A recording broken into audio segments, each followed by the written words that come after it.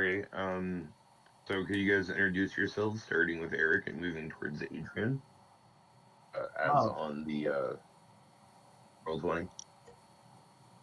I am Eric, Seeker Online. I am playing Sejetta, my first character in this guild, and my centaur I've been wanting to play for probably maybe a year before joining this group, but never having the right opportunity to get to play a centaur. He's been one of my favorites throughout this whole couple of years in this group, and good to get back playing him again with all you two legs. You know, that's a real good story to hear, Eric. I mean, personally, like, up to before joining this guild, like, I really wanted to play an artificer, and I was a forever DM that I'd never thought I would get the chance, and I owe that to the guild for sure.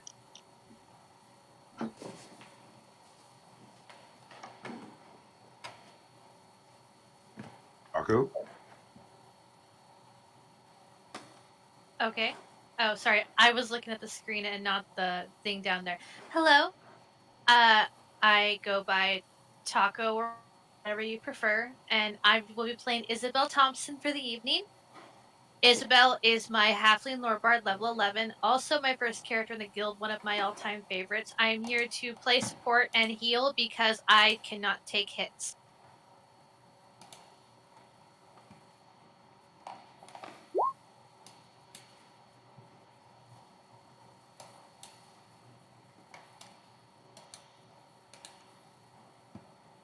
Is that me next? Am I next? Is that me?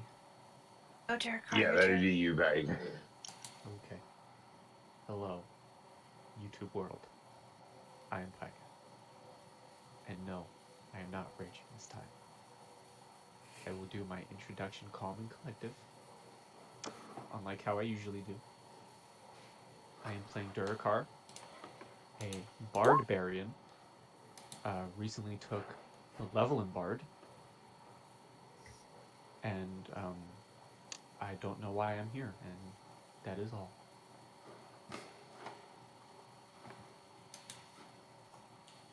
I guess that leaves me. Yeah, and Well- thank you for being here, Derek. You're welcome. Well, I am Adrian, or Lee6113 online, and I will be playing Felix Falconius, who is a level 9 monk. He is a tiefling with purple skin.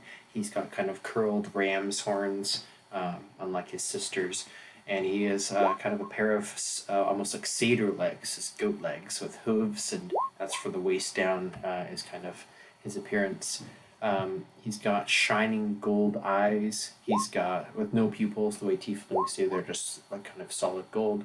And in his horns on the left side, he's got 7 kind of gold piercings into it. And on the right side, he has 2 more. And he has a tattoo just above and below his left eye, which almost looks slightly like a lightning bolt, but it's not as rigid. It's kind of like the ink just kind of flows a little bit more in an artistic pattern. And he's wearing a necklace kind of around his, kind of tied around his neck with a dragon claw, and just underneath where the necklace is, you can see just kind of burn marks all down under into his collar, and you can imagine that it continues down to his chest.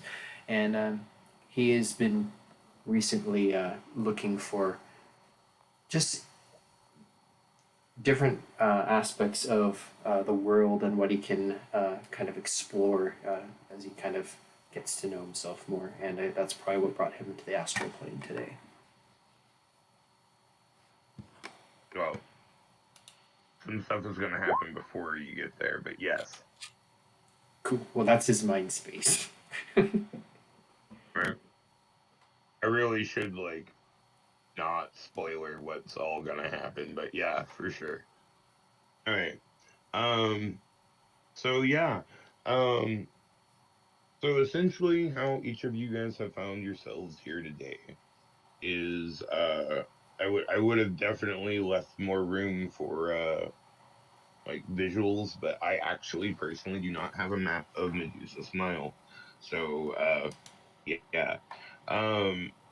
So essentially what ended up happening is each of you in your own way have received a piece of mail.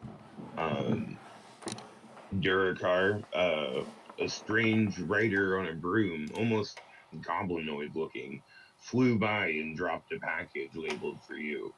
Um, Isabel, I have no clue where you would have been, so I'm sure you can figure out some way that Entrapta could have found mail towards you. I mean, she is friends with a divination wizard, so and she does like planning, so but yes, each of you have received a piece of mail requesting you to go to Medusa's Smile, a port city.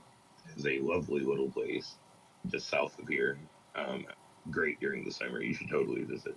Um, and requesting you to, at a specific time, arrive at Entrapta's workshop in Medusa's Smile.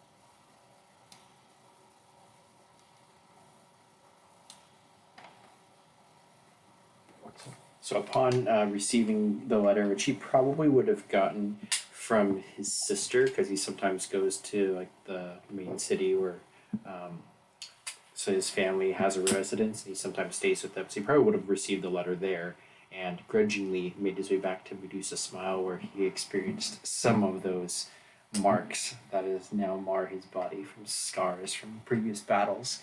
But being a friend with Entrapta, he would definitely be able to get over his previous promise to never return to Medusa Smile, and he'll go to see what's going on. Well, I guess Durakar's taking his boat to Medusa Smile. You've already got the boat? I assumed. But boats cost a lot of money, Durakar, just so we're clear. I was making it. I wasn't buying He it. could I have, make it. or he could have stole it. That's No, true. I have a giant tribe of Minotaur. We made this boat. Absolutely no Except money it's was a put into giant this. boat.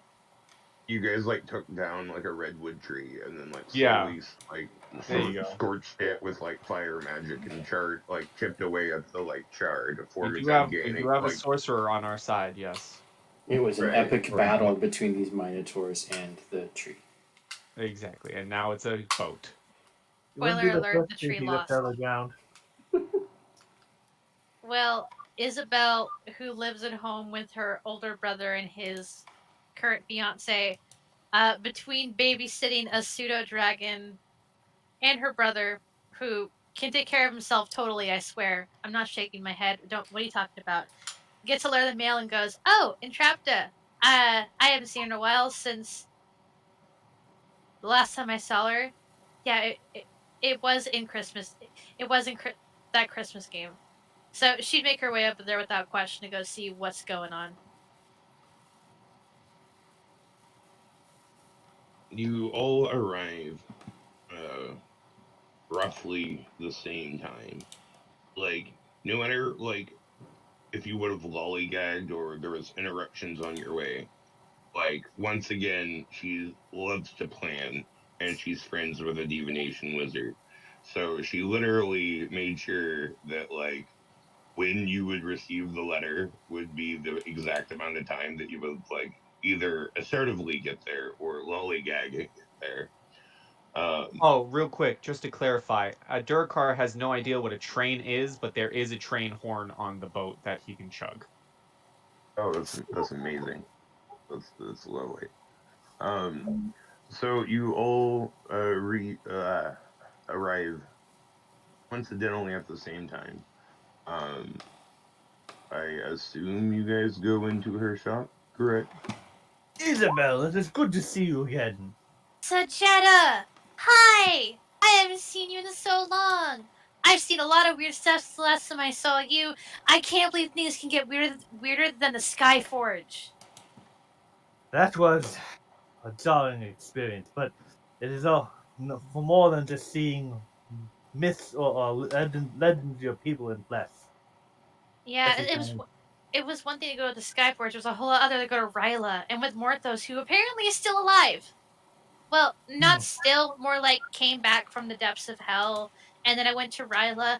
I don't know. I'd never seen Bob Magic before. I don't think I ever want to again.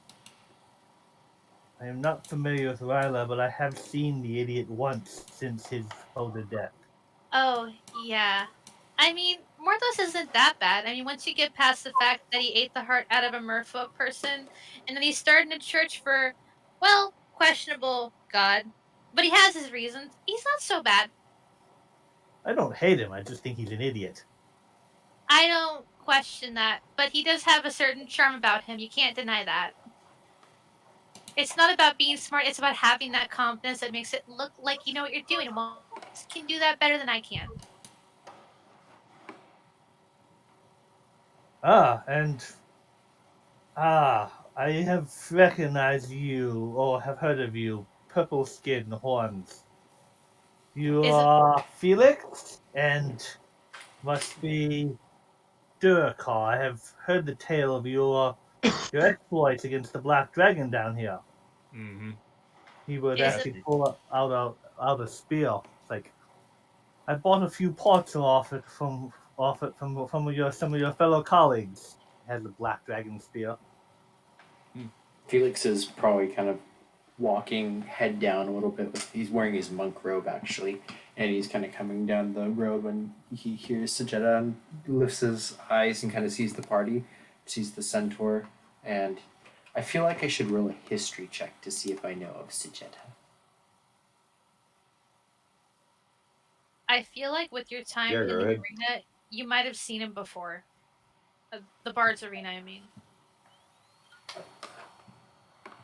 I was gonna say, if you want to talk arenas, I've been places. But he would killed definitely people. recognize Isabel, and I think he would wave to you and greeting and just kind of greet Sajeda then and be well met. He'd probably stand out in the guild hall with the horse's ass. But they haven't actually only seen maybe seen each other or heard of each other in passing. Well, the thing is, Felix has like barely ever done anything with the guild by his canon history. So like he's very loosely related to it because I think he's done one job through Delric, but most of all his games have all been kind of separate from anything to do with like the guild. So even though like he's part of it, he's rarely ever done anything actually in Virton or in the guild hall. So I think he probably has seen some people but doesn't know very many. It's just his probably more well known, and he's just probably known him by reputation. Yeah, pretty much. Isabel would go over and say hi to Felix and like go, Felix! And then hug him and go, wait, you remember me, right? This isn't going to be like last time where you're like, were you? No, my memory is slightly improved. I had this experience in Zendrata. You should have been there. Well, I'd love to hear all about it. Tell me all about... Hi. Isabel just looks up at Durakar from her lower vantage point. Huh. I mean, Sajada's tall. But I haven't seen anybody as big as you since... Yeah. Friend or foe? And she'll point at you and give you a quizzical look. Durakar. I don't know. Whatever you want to make of me, I guess. Okay, so then we're friends. Hi, I'm Isabel. Durakar. It's nice to meet you, Durakar. You're really tall and, like your teddy bear? Durakar, Thanks. He probably likes you too. I am Felix Falconius, the Fantastic. I believe I should introduce myself to you as well, since you seem to have made friends with my friend. He's going to extend out a hand to the Minotaur. While you think a simple handshake would happen, it does not. He does like the military thing where he grabs your forearm. Type of handshake dealio. Oh, like the wrist grasp thing? Yeah. Cool. Yeah, Yes, I will he nod did. with respect to this fellow horned person who's probably way taller than me, but is nod and greeting and then kind of turn towards Sajetta and look up and just be like, "What's up?" and give you the head nod. Thanks to you, he now has a shadow horn.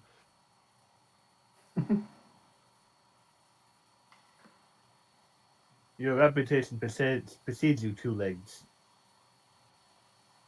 I am very nervous about the fact that I have a reputation, but thank you.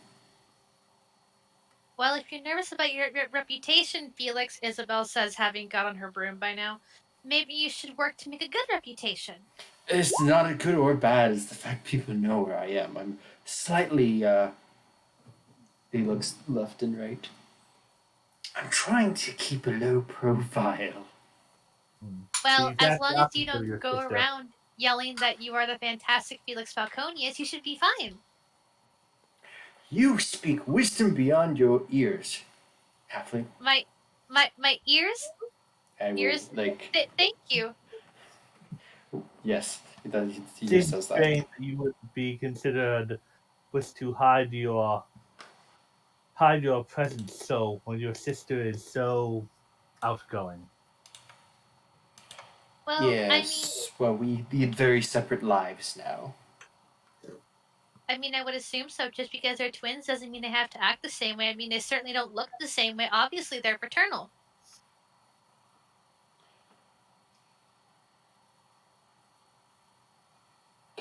We're all here to. You must all know Entrapta, yes?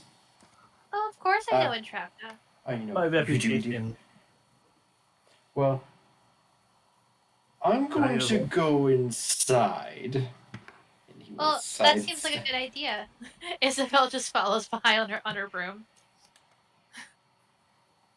She would, Sajetta would walk aside to Isabel. It's like, Entrapta has summoned the most well-known of the guild. Something big must be up. Indeed. I guess I look everyone at else was Durka. busy. I guess everyone else was busy then. I don't see Tabby or Naru. I'm really indifferent about Ragot these days. But, You all enter into Entrapta's workshop. You I see can all hear this strange- picture. This picture has audio in my brain. you can't you hear all, images like this one. you all can see that there is a strewn mess of clutter, but like some people find that there is order in chaos. You get this strange feeling that even though there's clutter everywhere, he knows exactly where everything is at.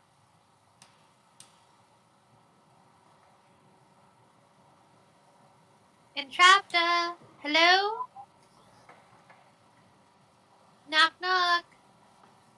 Could I get a perception check from everyone?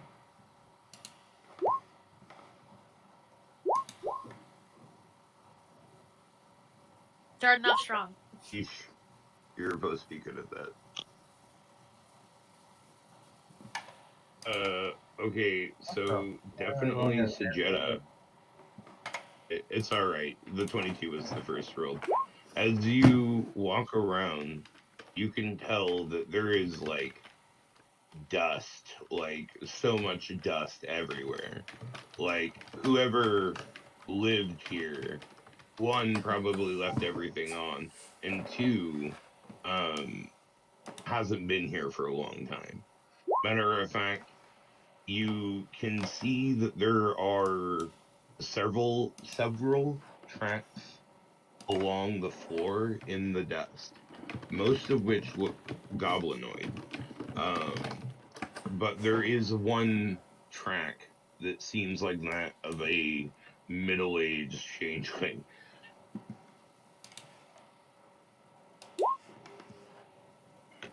Isabel walks in to call for Entrapta, and with that low perception, sees the dust and goes, "Oh, this place is so dirty. Someone needs to clean it up."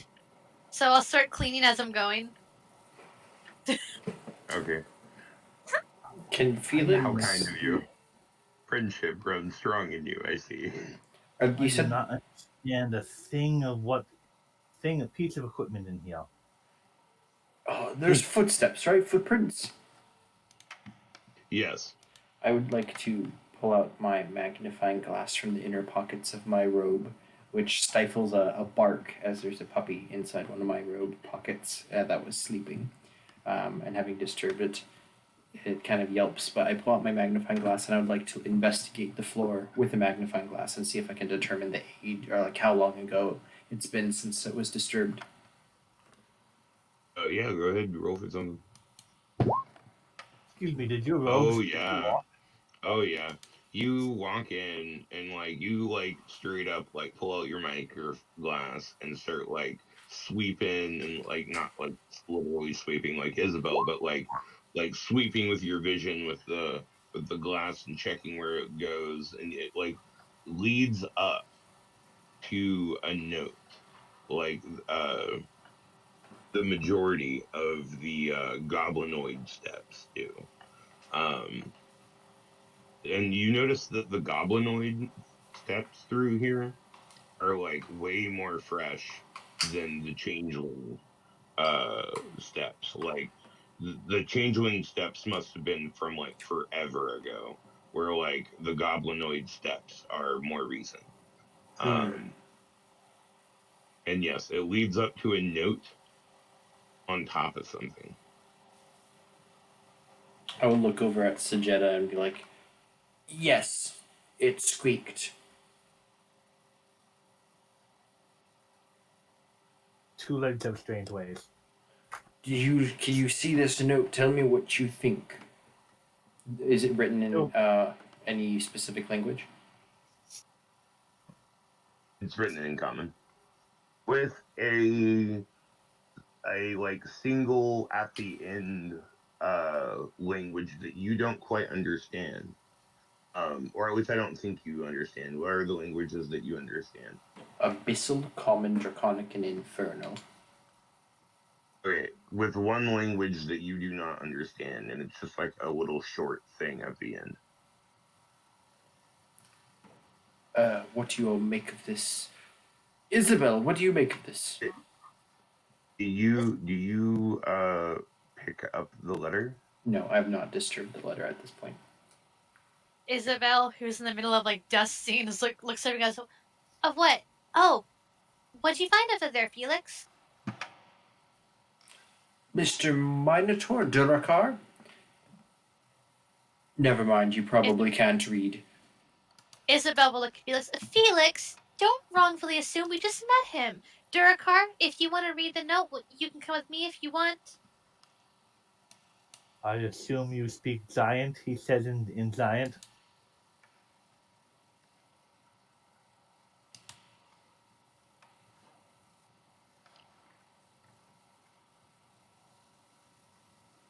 Sophie, Durakar? quiet. I have been muted. Oh my god. Wasn't paying attention to the fact that I muted myself. After that whimsical introduction, you should totally inspire yourself because that was bardic. Bards can inspire themselves so they're a higher level. Yeah, but I'm the DM and I'm giving you an inspiration. I can do that at any time. I was just saying. Just give this one to me. Just give it to me. Just give it to me. Just give this one to me. I would say sure to reading the letter, and I respond with a simple yes in Giant. So Isabel on her broom will kind of get up to a level where you don't have to lean down to look at her, and take your giant hand and just guide you that way while she rides her broom. Very tiny halfling hand, your big minotaur hand. All right, come on, let's go see what's up. Would survival probably help me not figure out how prepared to long take the that. dust had been gathering? It seems like for months. The goblinoid tracks seem both between you and Vix, you both kind of determined that the dust has been settling for fucking months. Oh, sorry for language. And that the goblinoid tracks are within the last couple of weeks. And that the other set of tracks are super old, within probably 4 or 3 months ago. It's been long. It's been, other than the goblin, it's been a long time since this lab has been used. Unless, And guess- everything's been left on. Can I whip out the letter that I got and just double check the date it was sent? It does not have a date on it. Can I look for watermarks, wear and tear, and make an assumption? Sure, go ahead. Was that a roll, or do I just physically make an assumption? Yeah, like, give me an investigation roll with advantage with your micro glass. Entrapta has been Didn't reputation. even need it. Yeah, you can tell that whenever this note was set here, it was set here like by the goblinoid tracks. What about my personal invitation from Entrapta? Wait, what? Because I received a letter from her, right? Yes. When was that sent? It seemed like fresh parchment.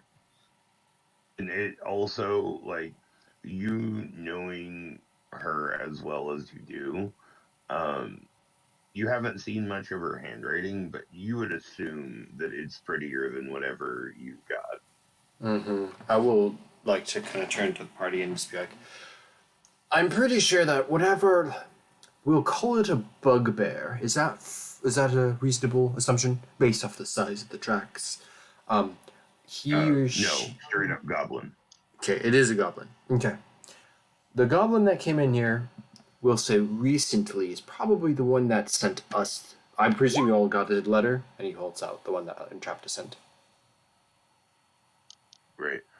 Also, you could tell that in the manner in which the tracks are in here, that it wasn't like trying to sneak or anything. It walked in here confidently, like it was welcome.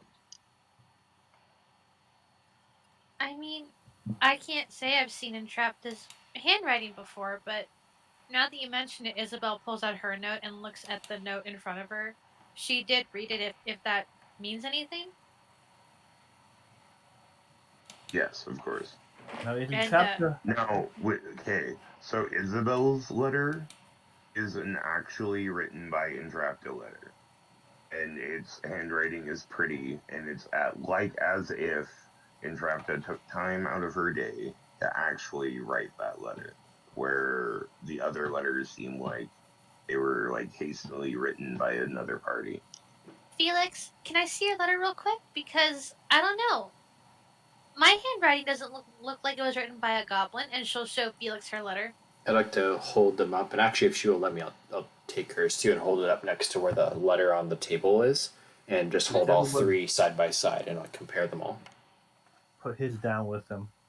Isabel doesn't stop you. You can see an obvious difference. Duracart, can we use your letter for comparison? Now, Entrapta Sure. is known. I don't even know who this person is. Entrapta is known to be very skilled in what she does with this equipment, but I don't know if is she very neat or would she leave her lab in a dusty state? I would think it's safe to say she would not leave it in this state. I think she's in trouble. Entrapta is very meticulous in everything that she does. If she's not in trouble, she did it for a reason. So, just think about that.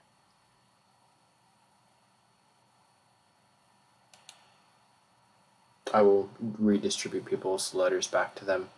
I'm going to take a look around. And I would Or like to to. track someone that flies on a broom. I'm Isabel not looking on for her. Isabel's on her room and looks at Sajetta. I'm gonna go look around the room too and see what I can find. Are there any alcoves or rooms, bedrooms, anything else that looks to be disturbed or ransacked, anything like that? No. Like, other than the natural clutter that it is, like, it doesn't look like it's disturbed. It looks like, even though, like, everything is, like, completely cluttered, it's, like, with a purpose. Like, if she put something somewhere, it was because she like was in the process of something, or uh like trying to figure something out. With your knowledge of who she is, it, everything in its clutter in its own way makes sense, because you know that she knows where everything's at. It's not like it's been ransacked or like tossed around. I'm gonna look over at Durakar and just kind of in passing. She's only the most intelligent genius you've ever met. I don't think this is right. Something's happened. Entrapta is a very meticulous, organized, predominantly pink artificer who crafts a lot and is incredibly intelligent.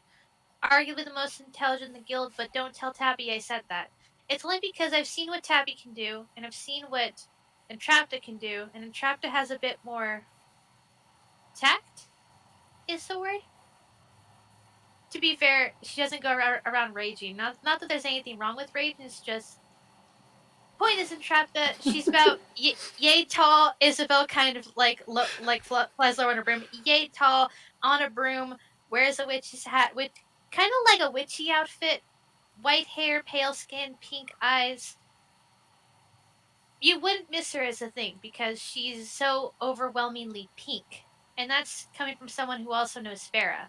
Lots of pink, lots of meticulousness. This doesn't sound conducive to Entrapta. Felix is gonna get kind of like a twinge of irritation just at the mention of Farah's name, and he's gonna pick up the letter that was on the table and kind of look at it more and step over towards the room to rejoin everyone. All right. Oh, As you pick up the letter on the table, you see a banana. As you read the letter, you can see that the bottom part of the letter says something in a language you probably don't know. I would allow your roll history to kind of maybe have some kind of clue with your knowledge of Entrapta. But the first half of it is in that like goblinoid chicken scratch, and it essentially says, "Hey, I'm sorry. She asked me to like set this all up. I'm really sorry once again. She wants you to pick up the banana." And then underneath there is like the secondary language message. I'm gonna lift it up and kind of hold it to everyone else. Did anyone else? Could you understand any of this? But you lift up the banana. I'm asking the party first. Felix has since gotten a little bit more intelligent than before. I grew up knowing with Common, Sylvan, and Giant, and recently have learned Draconic. I know Giant and Minotaur. I know Common, Elvish, Dwarvish, and Halfling. Quite studied. Thank you. I studied a little bit when I was younger. Elves fascinate me. I am a halfling, and my adopted parents weren't against me learning my own native tongue. And halflings are closely related to dwarves, so I figured, why not?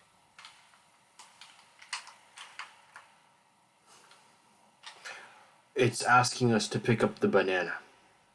Isabel looks at Felix, then pick up the banana. I look Is that back at banana you. like green or spoiled, or does it look like it has been like sitting there for weeks? No, Or it looks like a banana that's been there for like a couple of weeks, which means it's like might have like a brown spot here or there, but it's like not that bad.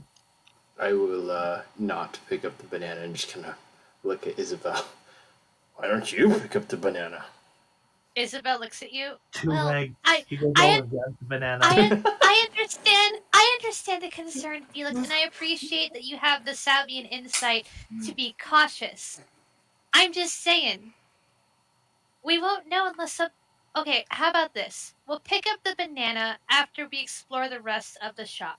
After we've done a thorough investigation, if picking up the bananas is in our best interest, I will gladly pick it up. Instead of grabbing the banana, just saying 2 legs. Isabel just face palms immediately. Felix is going to just jump out of the way a little bit, expecting a bomb to go off after his many explosive experiences. Isabel needs to learn shield. Okay. Todd crashed again. Oh my god. Oh. Oh, you grabbed the banana! No, this is your fault, Eric. You're the reason that that the DM is gone. You broke the game. You touched the banana. I'm a little surprised that it's the Jetta that just grabbed the banana, not the Minotaur. But You broke the game. He's got his ring pops. You touched the banana.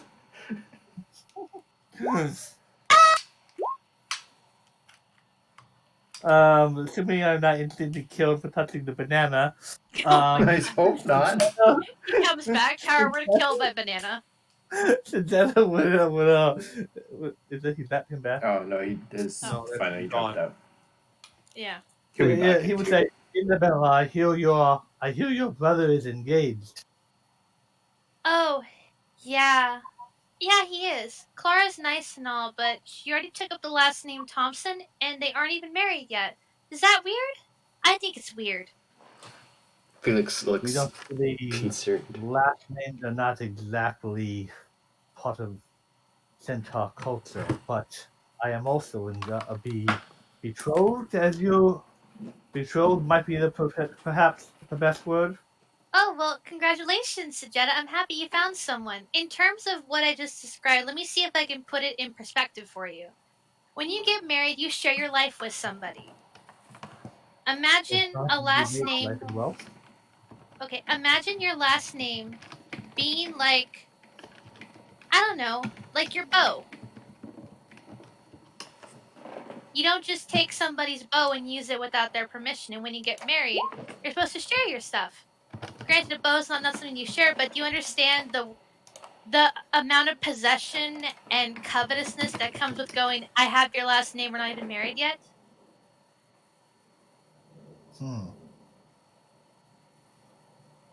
Taking part of their soul or identity without Without consent. I see where this troubles you. Do you think she is wrong for your brother? It's not really my place to say for Cal. But, I mean, Clara can be pretty bold about her feelings, so I find it best not to get involved. Cal's also really busy just being Cal, so I'm not sure Cal fully notices. And when Cal asked her about it, she went, you say it like you're mad. And then they started to just do couple stuff that I'm not going to go into. Besides, I have a lot to worry about with Nyx now. You notice that Isabel's wearing this really macabre eyeball necklace. Don't tell me you started that disgusting. Oh, we went through. Don't tell me you started collecting them as well. It was like a present from Nyx.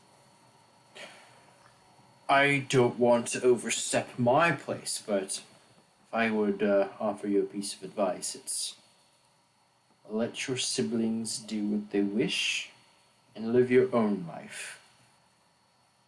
I'm trying to do that for Cal. I'm hoping that Cal's careful.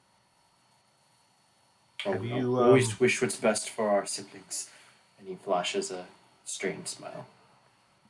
Did Give something me happen these- between Farah and Ember that's concerning you? No.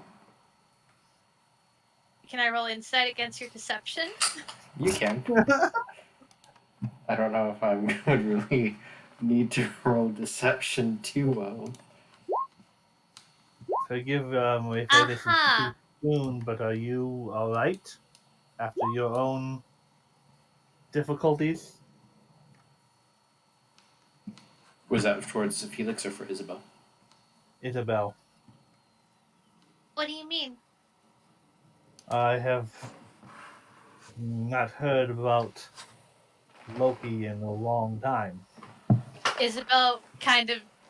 If a halfling could shrink, Isabel would shrink on her broom. Sajetta, with all due respect, I don't talk about Loki. One day he left and just never came back. She Can't motions be- into the brace on her wrist. This is really all I have left to remember him by. And, well,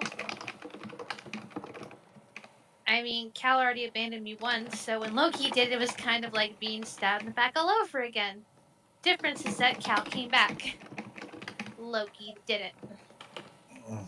Forgive me if was too soon, but you always have a friend in me. So, yes, small one. Well, I appreciate it, Sajetta.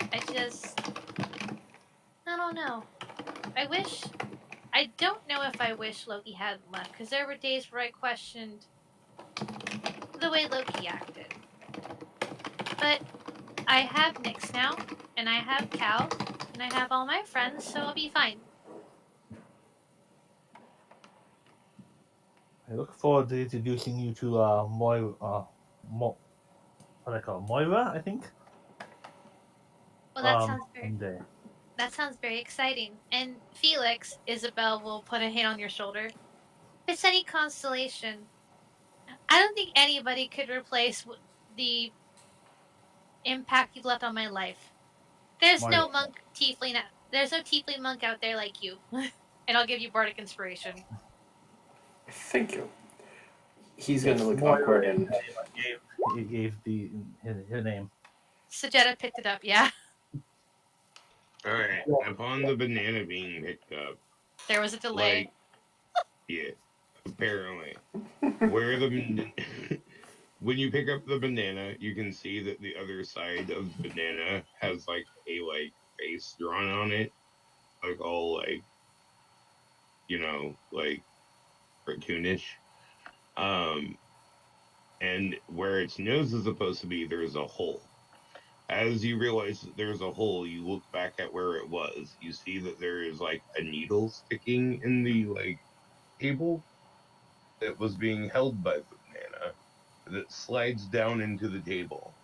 And as that happens, you hear all types of clicking and rolling sounds in the walls and things hitting against surfaces and clicking, and also the doors slam shut. As all of a sudden, a bag of holding falls out of the ceiling and into another bag that was sitting vicariously behind the table. You are not Rip. doing this to me again. What I refuse. I'm gonna quit the game right now. What's You are going on? not you are not Bring doing up- this to a second character of mine, sir. Isabel looks at Durkar. In the bag of holding, which is very Oh, disastrous. oh, This is twice. oh! I watched that happen. I know what you're talking about. I just got back because my dog is barking. But oh no! Felix just Twice watches now. what's happening. Like, what's going on? I have danger sense. Can I see this happening and then run into a different room? Oh my god! No.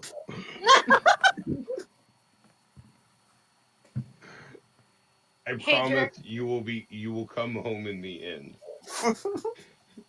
Hey, Just- Durkar, what's worse, a second bag of holding incident, or a code DM game? Give me the code DM game. Hey, you'll be fine. Everything's fine. Alright, so yes. You guys are then into the astral plane. With your bodies doing you a favor. Can we just immediately find that Titan statue and then just find that portal room again and head back to Sigil and I'll deal with that later? You're not even gonna have to go through Sigil, buddy. I'm not gonna do that to you a second time, man. Come on. Freaking I all you had to almost forgot say about that. all you had to say was double freaking bag of holding and I immediately just absolutely was done. I'm sorry. I will make sure that you get home, bud. Torture me. This is not a segue into a campaign. Don't worry. So for some of you, this is your first time ever seeing the astral plane. So as you come ripping into the astral plane, you see that it is like an infinite sunset and sunrise at the same time. Where the light doesn't seem to like come from any one direction, but from multiple directions. From like stars and like horizons that are just kind of all around you. You can see the silhouettes of multiple floating, like humanoid and amoeba shaped creatures, like solidified in stone. If I could get a religion check from everyone, Yeah, I am good at those. or a history check. Hmm. Great at these. Can we breathe? No. Better history than religion. Oh, that was supposed to be Isabel, not Frankie. Sorry. Well, Frankie got a natural 20. I'm sorry. I go back and forth So- typing for Frankie and Isabel. I'll do history. Okay, well, because I think it's funnier than shit, the teddy bear speaks into Durakar's mind and says, "These are dying gods all around you. Isabel also To had the know nat their 20. name would bring them back to life. They are here because they have no followers left. This is where gods go to die. This is a god fucking graveyard." Sorry, Frankie might not, because I don't know Frankie's character. Isabel. Okay, so Frankie's backstory is that he was a teddy bear for a rich kid, and then met Durakar. Well, apparently that rich kid had access to like some arcane knowledge. I mean, it was Tiffany, We so do, do with yeah. that what you will. But Can that net 20 was Isabel's too. Can we breathe? But yeah, I will give it to Isabel too. You know what you're seeing around you. That like the only landmass here is made out of the flesh, the petrified flesh of dying gods. Can we breathe? God. Ra, are you here? And you also know that deep inside of each of one of these is a divine shard. Like almost the ultimate fuel to magic itself. If only you could find where it's at. Oh, that is a good question. I forget. I was a Warforged last time, and I didn't have to breathe. I think we can breathe. Air is not an issue in the astral plane. Sweet. Ra, if you are out there, Bast still searches for you. So to explain why you can breathe in the astral plane, I'm sorry, just throwing this out here. I have to lore hog a little bit. So breathing is a thoughtless thing for you. You don't normally have to remind yourself to breathe. You just do it inherently. And because you have that level of thought, like in the realm of thought, you can breathe.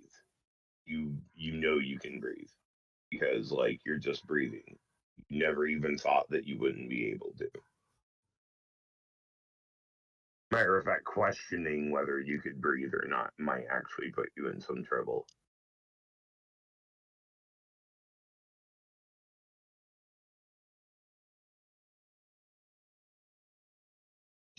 Hello? Hello. Yeah, still here. Sinjetta's feeling weird with his 4 hooves not on the ground.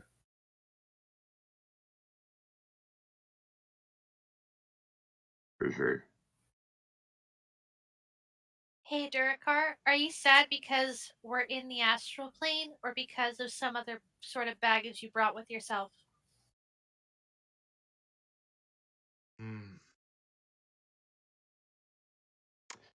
It would be quite nice if we just got out of here.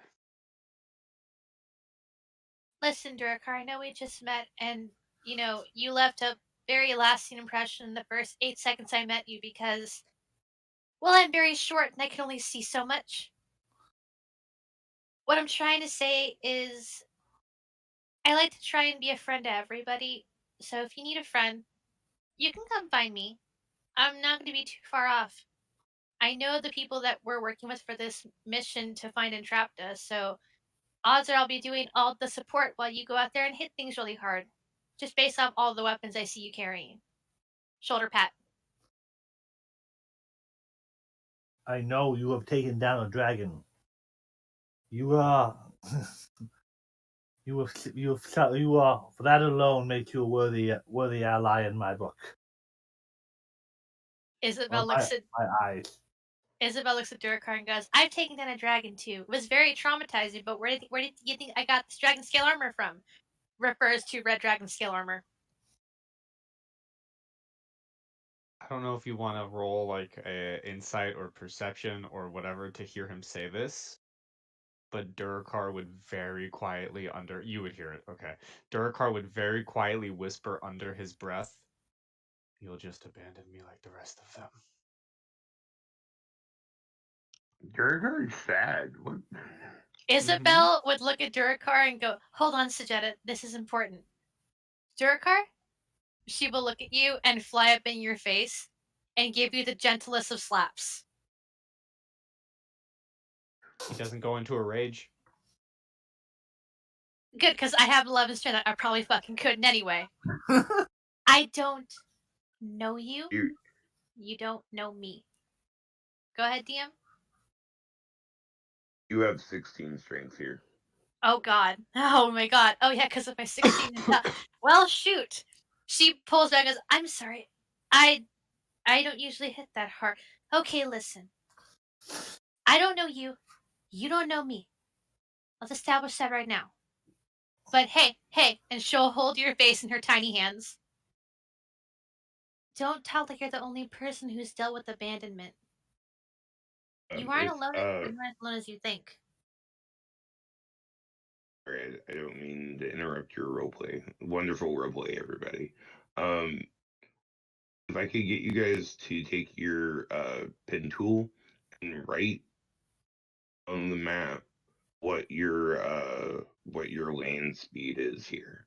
That way we can all like understand that.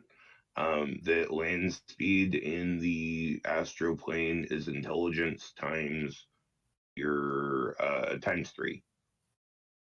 So like your entire intelligence score times 3 is your What's overall -1 speed. times 3? Oh my No, god. no, not your modifier. The Oh, entire number. okay. So like your entire intelligence score times 3 is your land speed here. I'm moving slower than I normally am. I'm not good at math. What's 8 times 3? Someone please. 24. I can move at 20. That's a 2. Good job, And Durakar. then now keep in mind also, if you have any class features that would add to your land speed, that still counts because that would be second nature to you. It's one of those things that you're not even Oh boy. thinking about. Where So if like you Item. get additional land speed when you rage, or if you're a monk, you know that gets additional land speed, you need to calculate what that is on top of your intelligence score times 3. What about magic items? What do you mean? He had lesser horseshoes of speed. They don't just plus 10 to speed, not like the full. Yes, that would count. That would count. You would add that on top of intelligence times 3 because magic comes from the astral plane.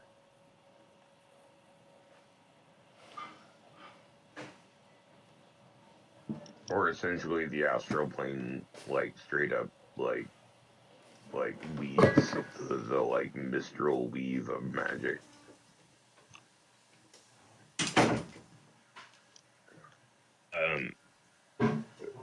Felix, you just said that you're back. So could you use your pen tool and write your new speed in the astral plane, which would be your intelligence score times 3, and then whatever class features that add speed to you would then be added on top. He's a monk, so he does have some. Backlight. I'm sorry if I missed some of the important stuff. It's okay.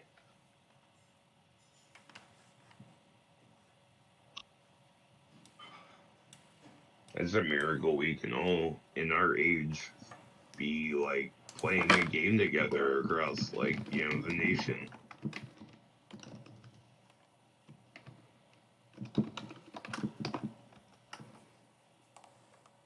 It was your Intelligence score, so like the whole score, not your modifier, times 3, and then whatever like features you get from your class or magic items or whatever, on top of that, unless that is a broom of flying, and then the broom of flying theoretically would be stronger here because it's fueled by the astral.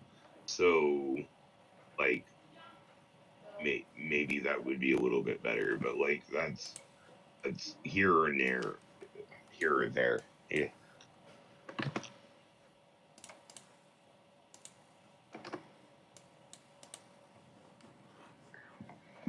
Cool. Hell yeah. So, as you guys are all kicking it, everyone but Felix receives a broom of flying for just a moment from the bags of holding that exploded. When the bag of holdings explode, whatever contents within are also teleported into the astral plane around you. And also there is a like pitcher that is like kind of floating next to you guys. What's in the picture?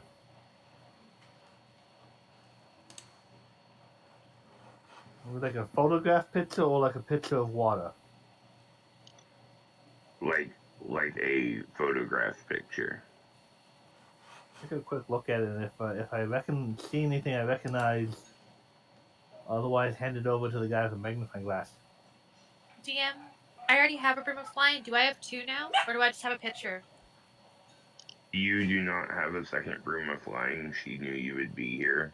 She Okay. knew that there would be no reason to like have another one around. Okay. And why doesn't Felix have a broom? Because she knew that he would be fast enough to not need one. Got A it. broom of flying gives you 50 feet per second, where a 57 faster than that, and they could just follow. There's a minotaur on a broom. You're just Surfboard an broom. atheist minotaur. And your weight pretty much means nothing here, so.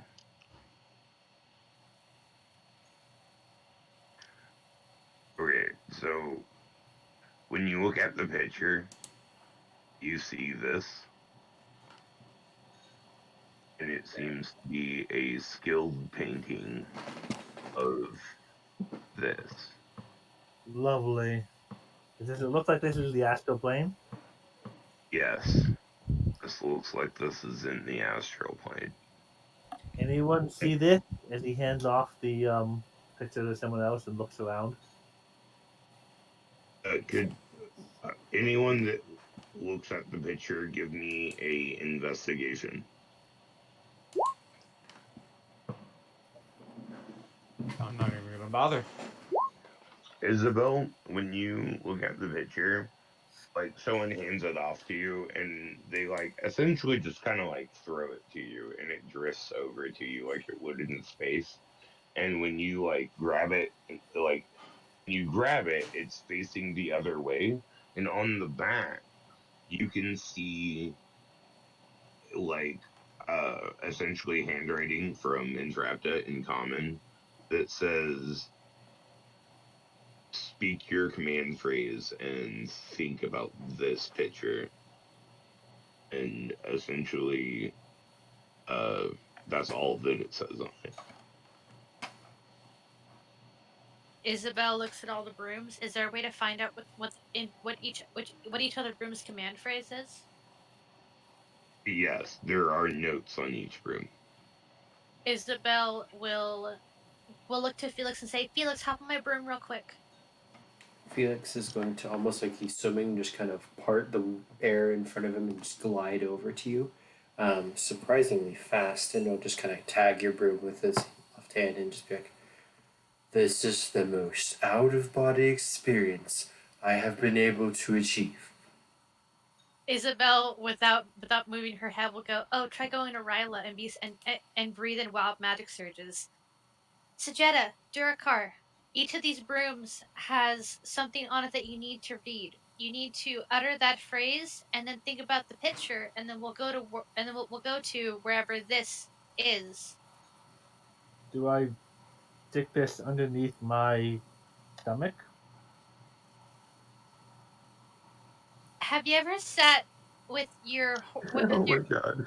with all four of your legs crossed, Sajetta? How would a Sindar ride on a broom? Okay, Is the Sajetta, question. Sajetta, imagine that you're sitting on the ground, but the broom is the ground, and then just hold on tight.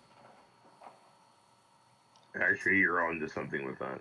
So, she has just whispered the secrets of the astral plane to you.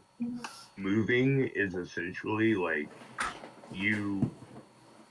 whatever you want to be down, you just say in your mind, this way is down, and you start flying that direction as if you were falling, but like within some control. And essentially that's why your intelligence dictates what your speed is, because the more that you can go, that is down, the more you fall that direction.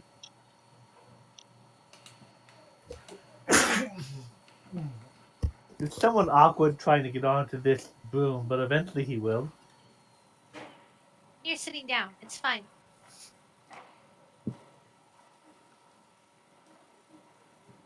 So after you all whisper your command phrases and fly on the brooms take you to the location you see. Now, Sorry to interrupt, but does Felix need the broom still or no? I thought he was going he on does, his own. like, if he wanted to like just follow the rest of them, he could. Like, everyone else would be moving at 50, where you could move at 57. You could keep up. You could straight up just mentally go. I think that's what he's down.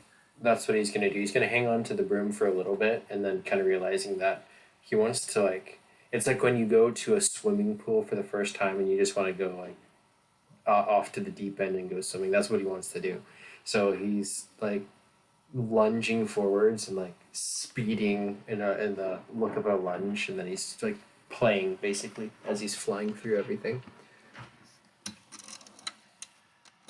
This place is weird. And I've had a brief passing through of hell. So eventually, you all arrive to the location you have seen on the picture.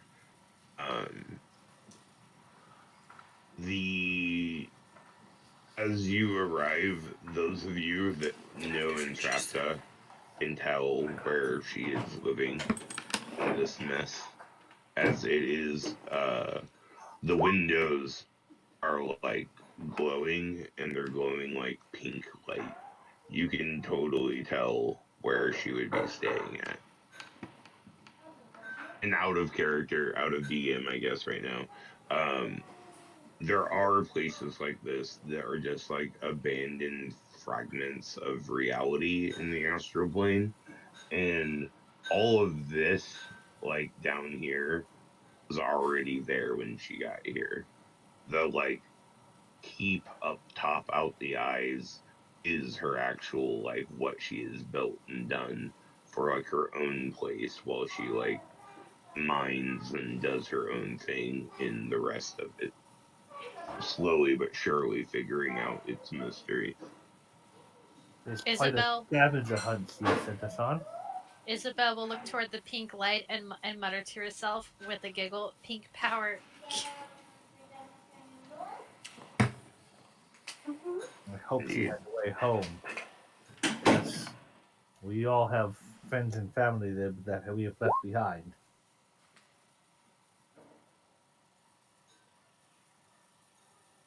But it is an interesting place to explore. This is such an unsettling place. We need to save Entrapta, actually. What is she doing here? This is her new home. She loves it here. Isabel would tell Felix, "I think I remember from the last time second to last time, because I did see her during Christmas, that when we were in Bryla, she talked about the astral plane with Glennon quite a bit and how she really enjoyed it here. So her being here, now that I think about it, doesn't seem too far off. But leaving her workshop in that state, I mean, the way I see it is one of two things could have happened. She could have left and dropped everything because she was just that excited to go when she figured it out, or something horrible happened and we actually do need to help her. But for whatever reason, we're here for a reason, and Entrapta called us for something or other, so we should really go find out what it is." Can I kind of just like swim over to Durakar and kind of tap him on the shoulder and be like, I can see some pretty dangerous stuff being out here if this is where dead gods are. I think we should be extra careful.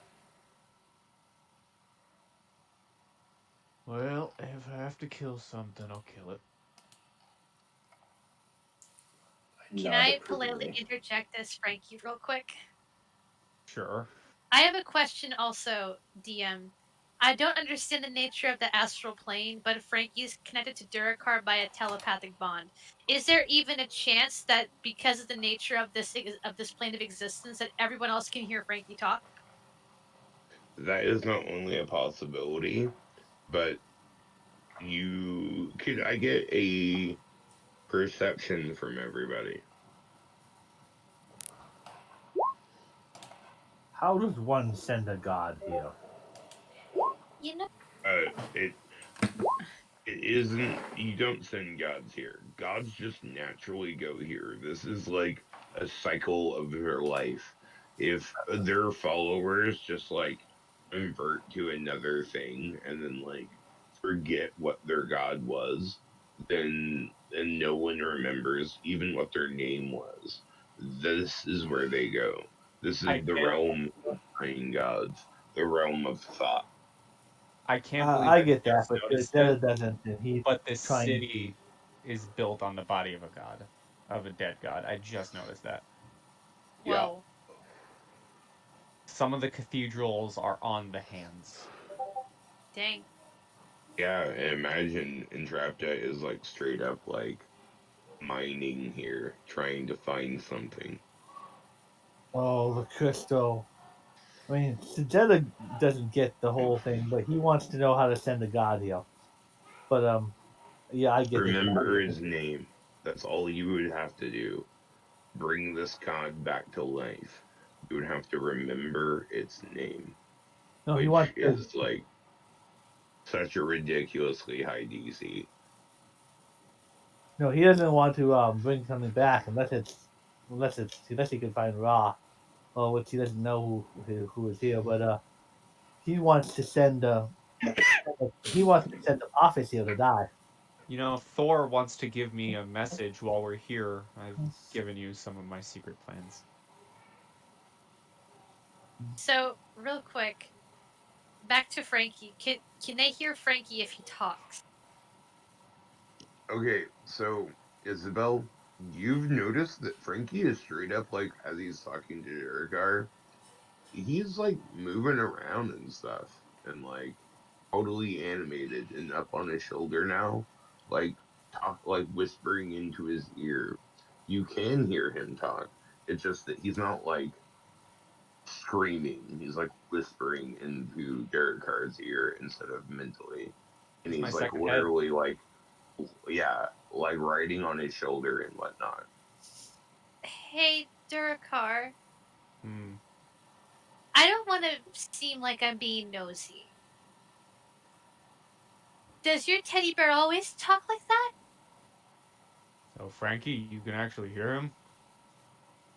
Yeah, that's his name? I Yeah. say, Durakar, what an odd predicament. It appears that with the nature of the astral plane that we have come into, that if you pay attention, you can hear me talk. What an astute observation! Hello, my name is Frankie Gerald McStuffy Fuzzy Bottom the Fifth. A pleasure to meet you. Don't mind Durakar's sourpuss attitude. He's having a very rough week. You having fun talking to yourself? Shut up. Also, what would be Frankie's intelligence score? Frankie's intelligence score is, I think if I remember correctly, an 18. I can check actually. Yeah, It's between a 16 and an 18. Frankie is a 16, but he is completely strapped on my shoulder, so he has no need to move. right. But you are getting a speed boost from Frankie. Hell yes. I find Reason- your plucky And attitude Frankie, annoying. what is with Derek Carr? What is your strength right now? My strength is at 18. Oh my god. Frankie almost hits as hard as you do. Oh my You're god. hit like you! Reasons to love Frankie number 20. Astral plane Frankie is powerful. Astral plane Frankie is powerful. They call the astral plane the realm that makes wizards into demigods. I say, Durakar, I need to test something. Don't get mad at me. Paw to the face. Pa! Yeah, it tickles. Fantastic. Also, Mr. Felix, Mr. Sajetta, it is a pleasure to meet you. Also, Mr. Falconius, I love your magnifying glass. In fact, yoink, I have one of my own. I don't believe I've ever talked to a teddy bear before, but there's a first time for everything. My name is the fantastic Felix Falconius. I'm pleased to make your acquaintance. And I would kind of Well- swim over and offer a hand, more like 2 fingers. Well, Mr. Falconius, it is fantastic to meet you too. I spent my life as a teddy bear having tea parties, and I met Durakar and went off to a world of adventure. Typically, when we're on the material plane, I've noticed that no one else can hear me unless they've been charmed by my teddy bear likeness. However, here in the astral plane, it seems that you can hear me clear as day, which is odd, but also quite Durakar, nice. does he ever shut up? No. And if you say Well, anything bad about him, I will rip your head clean off your body. Am I the only one that, like, thinking of Frankie, thinks of, like, Excalibur from Soul Eater? Oh god. You know, Cool. that wasn't deliberate, but that's kind of how it winded up. And Durakar's just dumb enough to put up with Frankie. Wow, I'm being insulted. No, Well, no, Durakar, you're I not. think you leveled up this teddy bear's life by collecting him. Now you get a life of Plucky adventure. attitude is annoying. 2 legs. If anyone says anything bad about him, I will rip your head clean off your body. I will also say, Mr. Falconius, if I may, that I encourage Durakar to get an education. Durakar's taken levels in Bard. Well, I'm sure I don't know what that means, but I wish you all the best, my dear Minotaur. I'm going to distance myself away from the teddy bear because I like my head. Does that sound like a good plan? And I will just float backwards. Durakar gives you a dead stare. Oh my god. By now, you guys have reached Entrapta's new house. Upon entering, there is a "You are here" map. Please go this way to get where you need to go sign at the very beginning so that you don't get lost. You find yourselves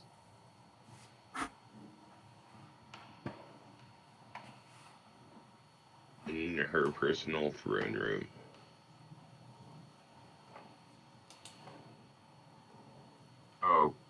man, that sucks. Sorry, guys. The last time I copy pasted you guys was before my computer crashed last. So, I gotta go find you guys again. I can do it myself. Yeah, Yeah, we can do drag that. your guys. Yeah. Except We I'm can gonna have to, drag like, our own butts onto the game map. Yeah. Drag my own horse's ass out there. Didn't we already have a talk about how we're all butts? Yeah.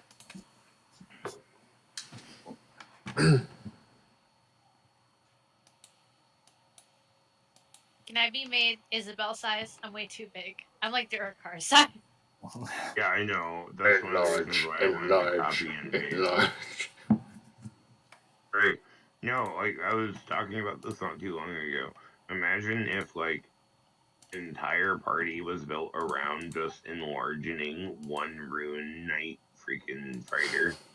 Rune Knight fighters get a size increase, and then, like, you just have, like, 4 other people size increasing them with enlarge reduce, and, like, essentially they're like a Titan. Can that stack with a compulsion of as well?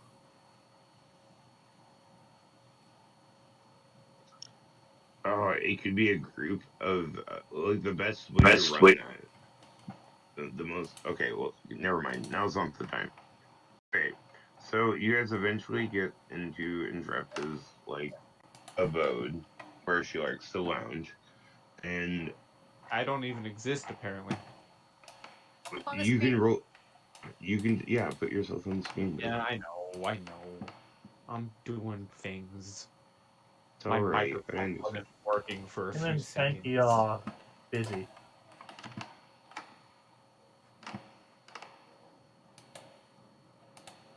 Whoa.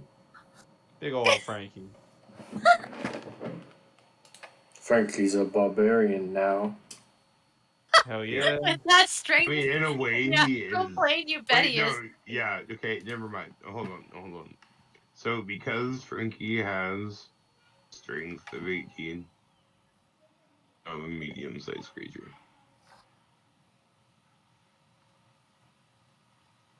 Oh because my God. he thinks that he's that big, like in his mind. So, like, here he is because he thinks it that hard. I What a say, beast. Durakar, I feel like I've grown in size. Maybe it's just my ego taking over, but I feel bigger, like I can take on the world. You must feel like Actually, this every day.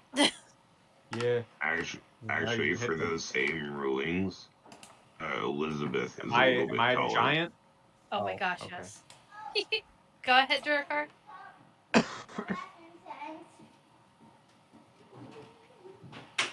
To increase Felix's size, but I feel like his ego would consume us all. Oh my God. Can Isabel be medium instead of small?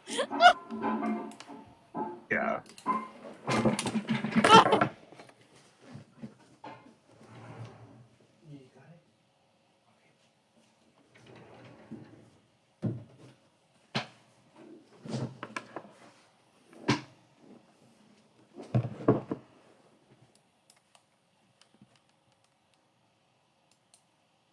Well, Hello? Hello. Ew. it just got like awkward silence there for a moment. Anyways, so Entrapta looks at all of you and says, "Hey guys, I'm glad you guys made it. Like I knew you would. Like I kind of had some things worked out, but like, I'm just glad that you're all here. Um, Are you Durakar, it's nice to meet you. Like, dude, you're a beast. Long time no see, Isabel. Felix, looking good. Are those like new earrings, or am I just like now realizing that you have those? Uh, Sajetta, I've never got to meet you before. Um, Man, if I didn't have a freaking divination lizard as a friend, I would never know who you were. But I'm glad to have you all here. because I got some stuff I gotta do. Like, my operation here isn't quite there yet, if you know what I mean. So I'm gonna need you guys to defend my establishment, my abode, my prospect here. What? Well, you see, have you ever heard of the Githyakei?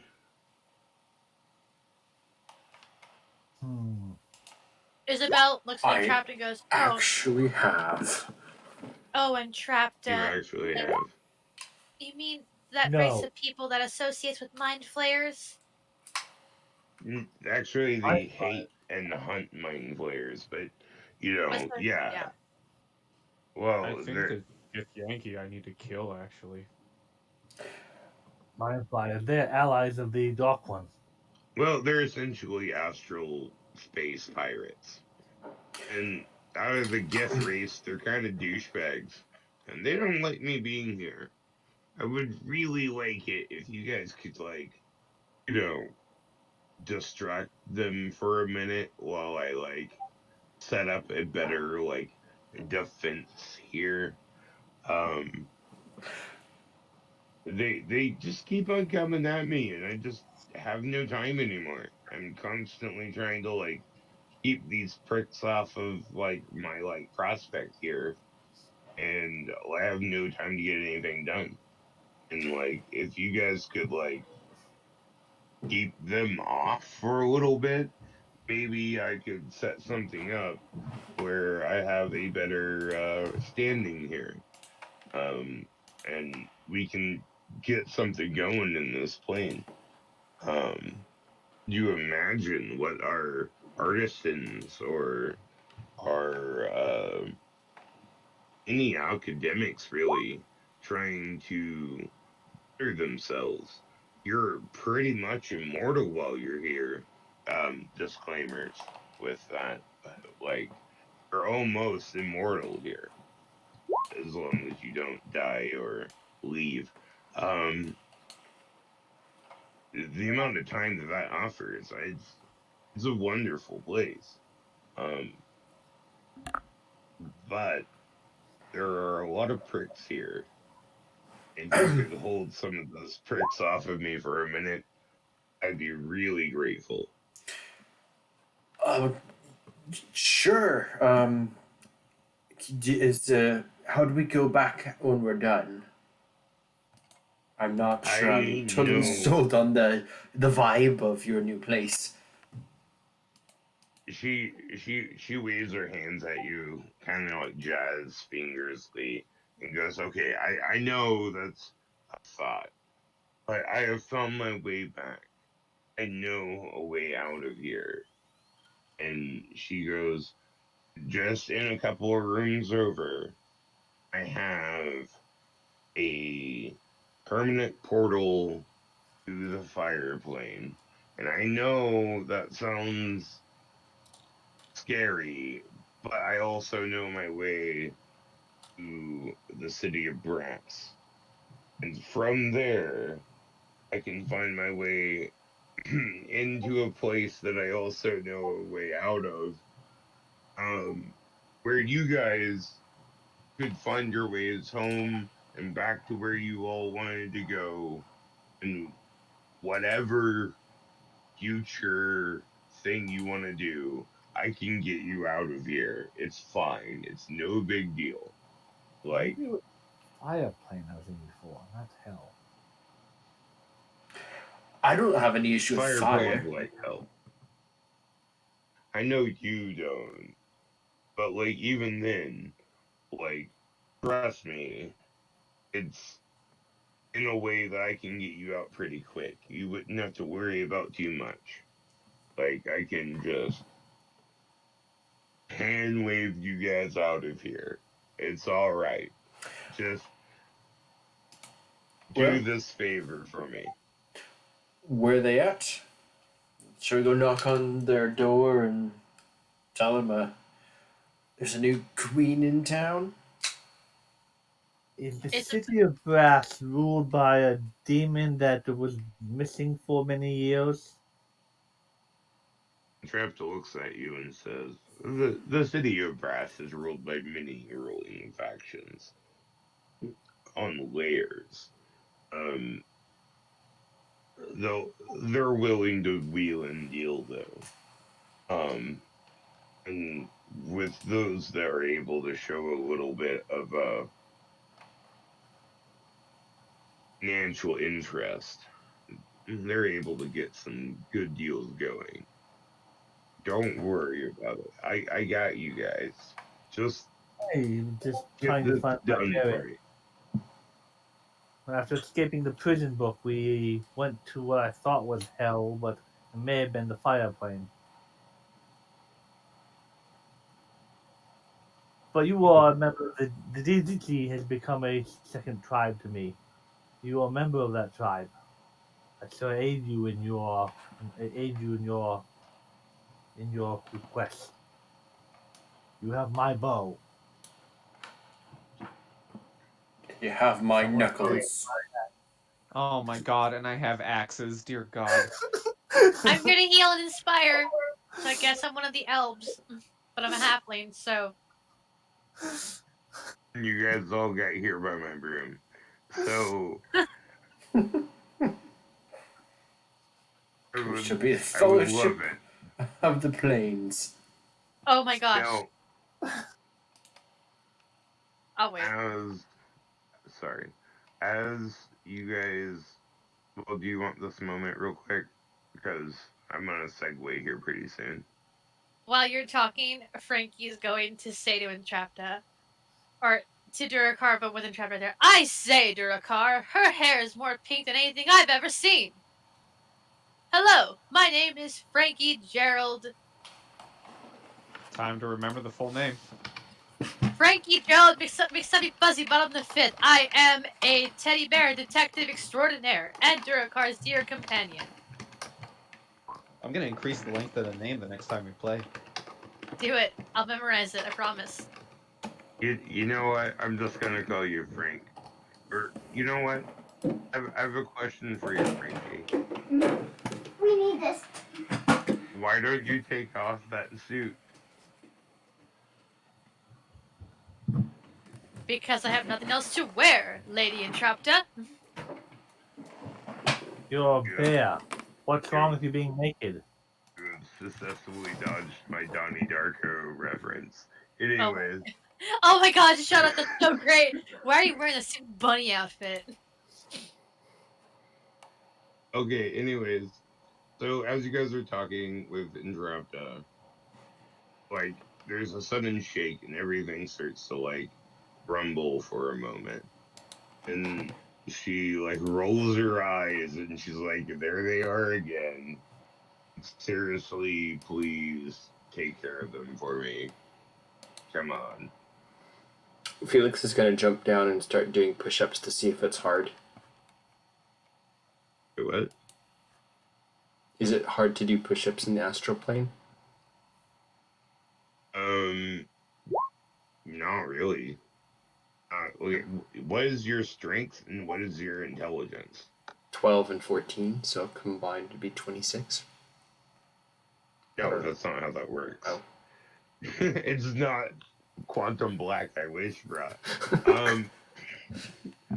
No, yeah, you like between the two, it's like it's all right. Like you feel like this is just like what your norm is. Yeah, I'm just gonna like push up really Well- hard and float back up to my feet, sort of. Though when you look at Isabel, you realize she seems a little bit taller. She seems a little bit more like muscular than normal. She looks like she could whoop some ass right now. Excuse my French. Here's your boom back. I appreciated getting here, but it would be awkward to fight on. She smiles and goes, "I understand." And it like she whispers a little like word, and it like flies over as she opens up a bag on her side, and it flies within.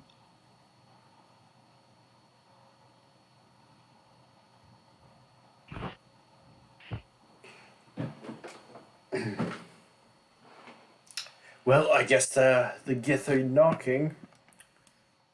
I'm gonna just start walking towards the door. Do the Right. Gith have any weaknesses that any weaknesses that hunter should be aware of? She like giggles and goes, "Good luck with that, bud," and then like hovers over to Isabel and hands her a like essentially like a stone, and she says, "This will help you out a little bit, and pretend like this never happened," and then like flies back and goes, "Thank you guys."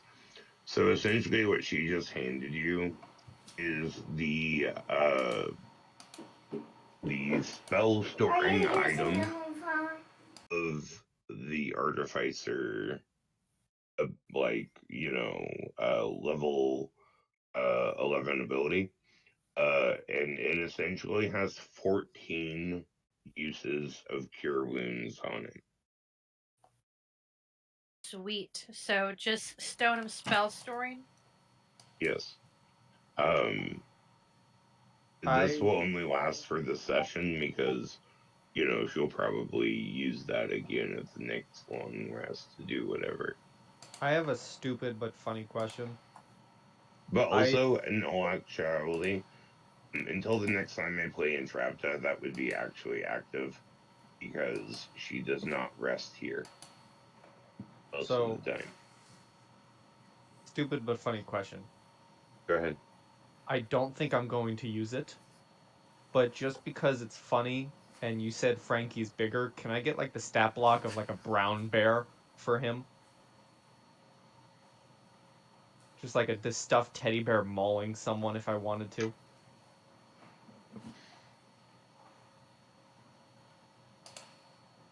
I want to allow that. Give me just a second because I find it funny.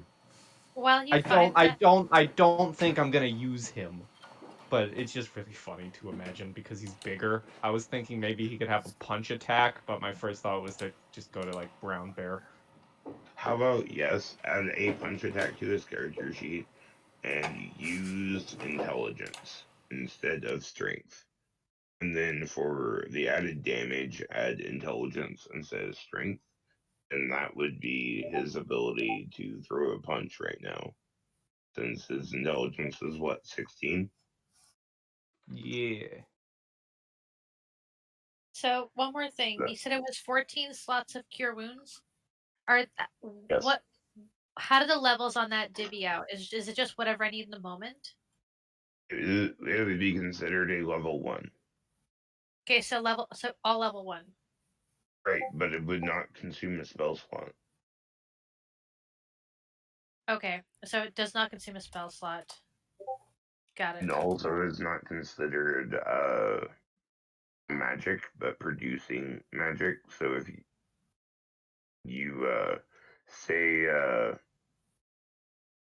were in fear of being counterspelled, that would be a way to get out of that. Okay.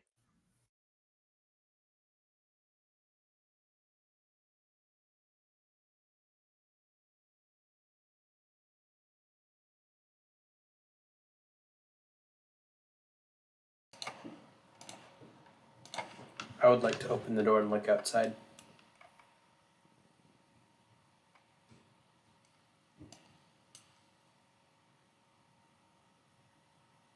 Isabel will follow at a safe distance. Yeah, I'm following right behind. Yeah, move over towards Israel. Stay close. I can fight at range as well, and if need be, keep you safe.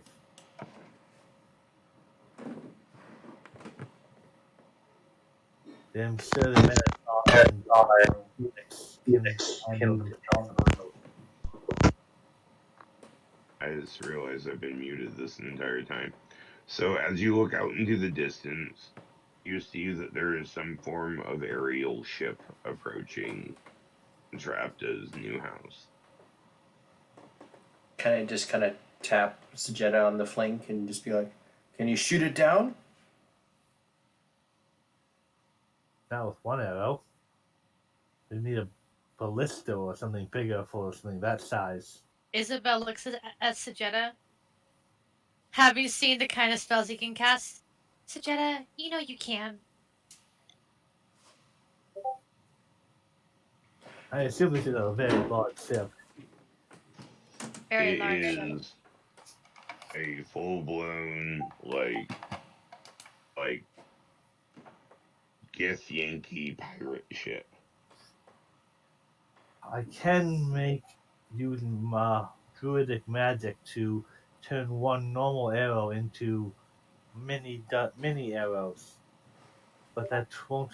I don't think that will take down a vessel that size.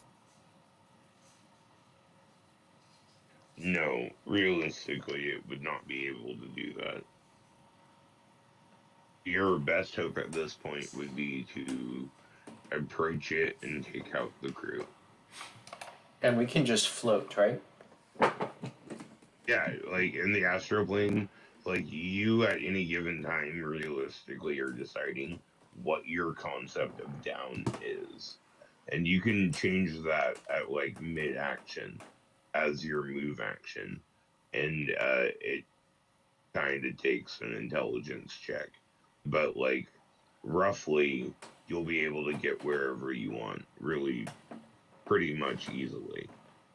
So Of I would course, just, the better your intelligence, the better. But yeah, I would like to just start falling up towards the Gith ship until I can pause, like relatively further away from the house, and I'm just going to cast Thaumaturgy, and shout with a very booming voice.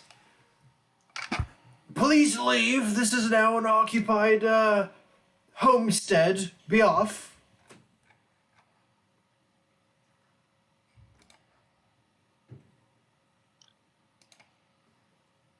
your booming voice, actually, in this realm, is surprisingly even louder than you expected it to be. It is imposing like you never expected. But even then, Maybe I'm gonna close the they seem not to care. If you're gonna be loud, you have to stay out of here. Pirates. Felix just looks kind of down at his hands. It's like, am I like gods now? Are the rest of you following outside of Entrapta's house? Yes. Isabel follows at a safe distance. Okay, If it's murder time, then murder time. it is murder time. Give me just a second here. It's Sajetta time, follows as within some would say, to commit murder. Sajetta follows probably keep within 10 feet of Isabel because he can fight at range. But he also has spears if he needs to protect the support character.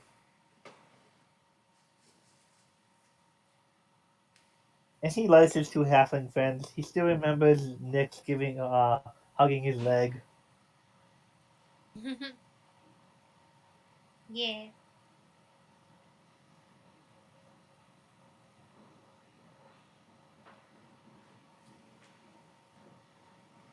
Where's Jurikar? Is he next to me or not yet? Oh, snappy snoo. You guys should be arriving now. We're upside down. Or they're upside right. Perspective is a thing in the astral plane.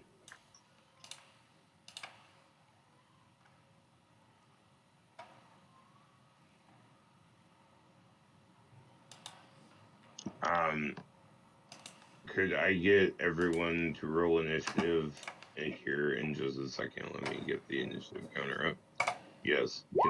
Yes. Okay.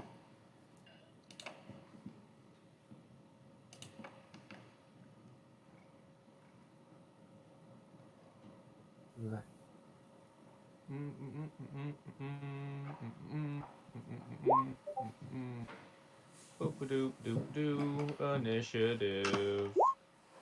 I have advantage. You bringing up multiple arrows makes me want to look up conjure barrage again. Might be able to do something, even if it's not going to take out the.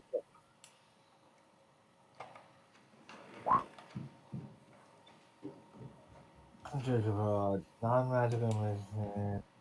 It's a cone. Creates a cone of identical ammunition that's 60-foot cone.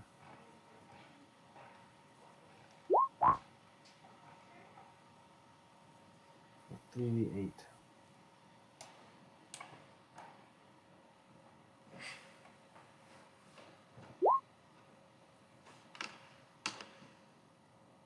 That's a lot of bad guys. Give them the same initiative and have them go at once.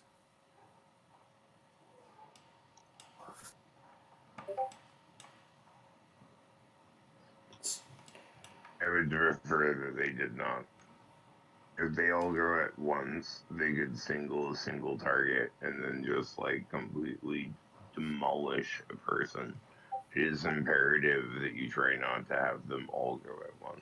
In That's some actually situations. not going to be that effective. I guess Jorkar will go in between two of them.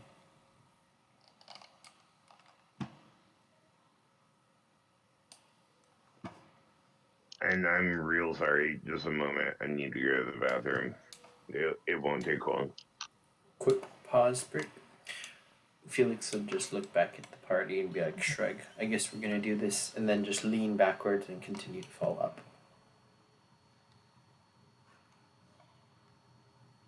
The hunt begins.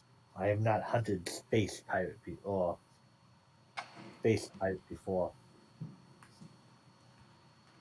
Hopefully they make good sport. And I'm gonna go get some dirt.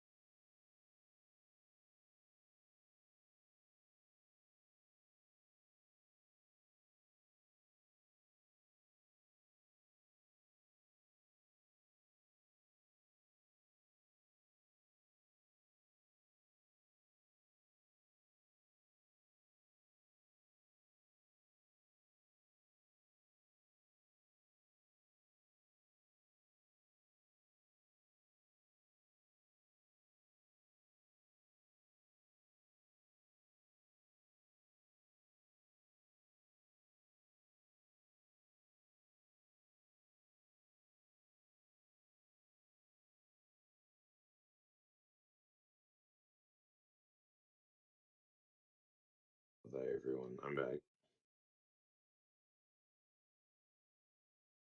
Everyone's taking a break right now before the game goes on. That's fine. I understand. I'm really sorry.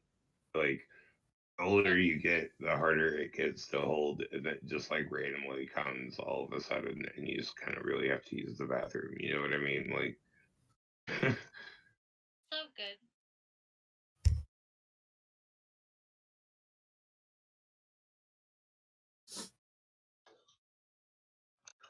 I figured get it out of the way now before combat. Oh yeah, for sure. Right, I got to go get some dirt. You said some dirt? Nice. So I've spent the last 3 days handwriting notes for a Descent into Avernus campaign. Oh yeah, excited for you. You know, that was the only book that I like straight up like when I bought like as many books as I possibly could, like the physical copies. That was like one of the only books that I straight up was like, meh. I loved it, dude. I can't wait to bring my players to hell. Yeah, like, and I've heard some good stuff, but like, I don't know, like when it comes down to it, the first things that I'm worried about are like making sure that like class options and races and like actual like solid features like game enhancing things are like brought in, and then I worry about like what like hell like weapons like. I mean, the concept of like vehicles and stuff in combat is kind of cool. Like the soul wagons or whatever they're called. But meh.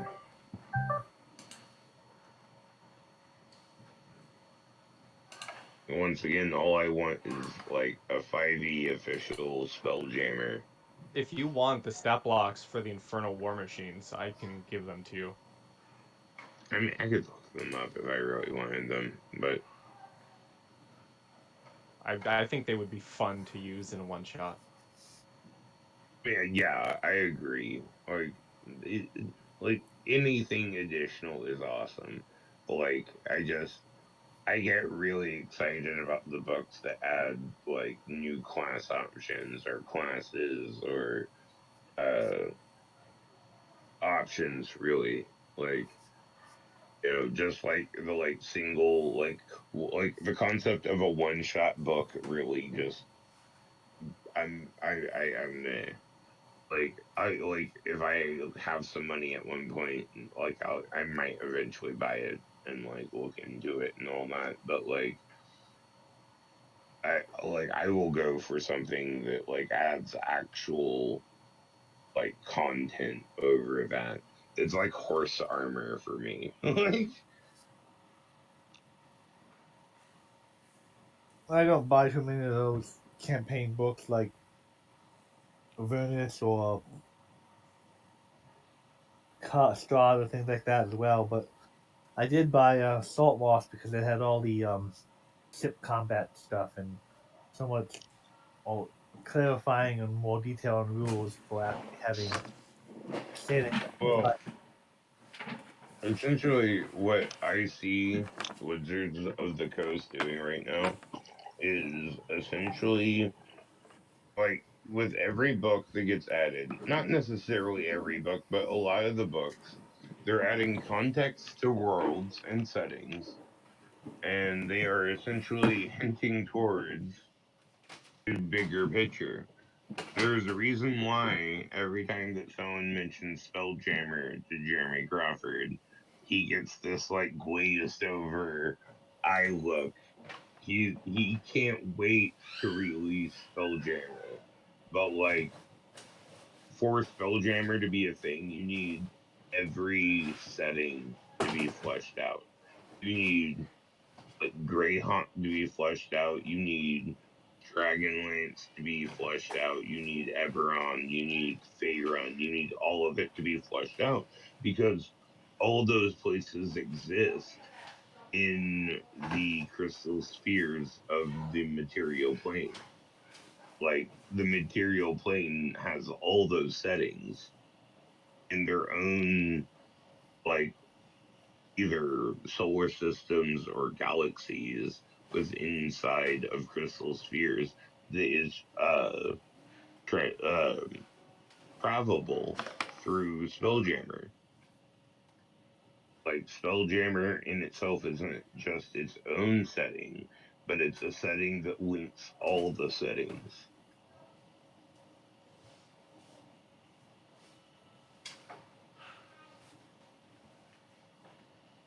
And this could be fun.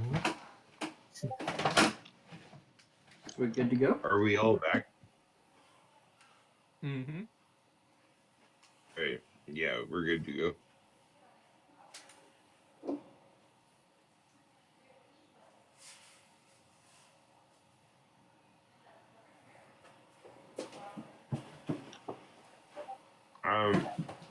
Your car, could you do me a favor? Yeah. Could you put in an initiative for Frankie? He doesn't really. I'm not gonna have him do anything. He doesn't do initiative. He's just with me. Right, fair. Could take up a bonus action at the very least. Frankie's just not someone that's really fought a lot, just more like a cheerleader for Duracard. You know, I to just walk out. wanted a stat block for the funnies. I wasn't really gonna use it.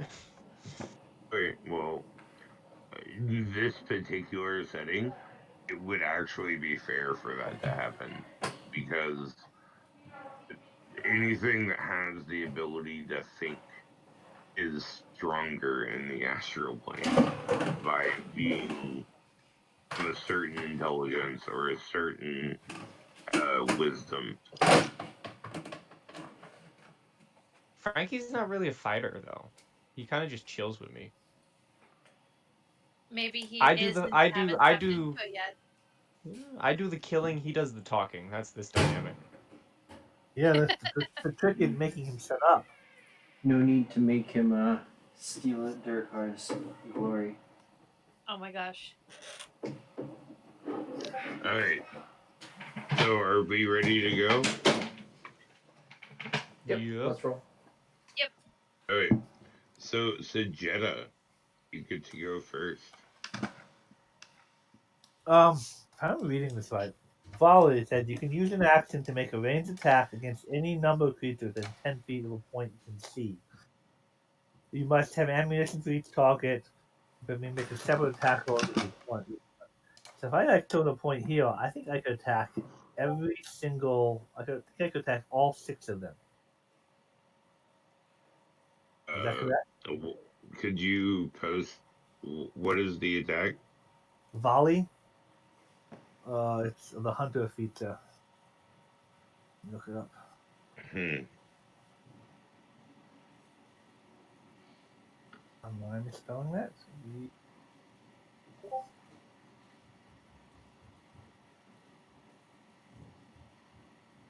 Not spells, not conjure volley, just the hunter ability. Why is it not coming up in the subclasses? Okay, hunter.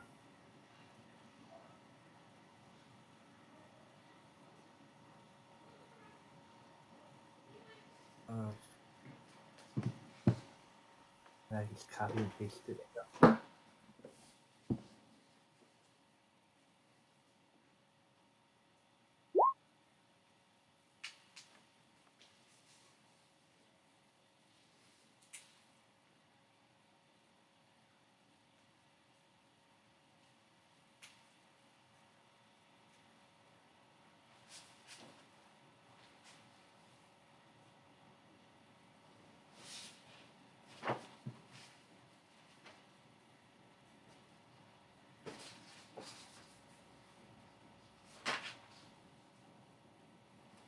I pasted it in there if you didn't see it. I've seen it, but yeah.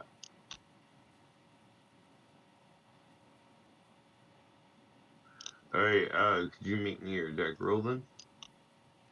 Okay, so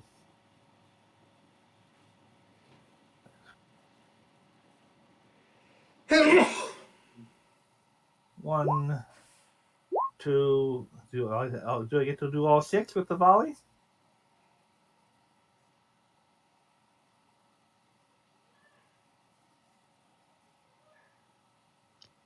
Okay. If I get to do all 6. Yeah, I'll give it to you. Give me a second.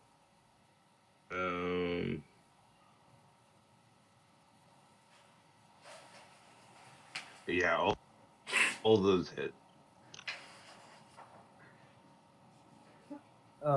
Damage, and then I click on. Okay. 1, 2, 3, 4, 5, 6. So one of those to each of them. Alright, for sure. Thank you. Okay, and I'm going to have to mark off that ammunition unless I'm not sure I'm going to get any of this back.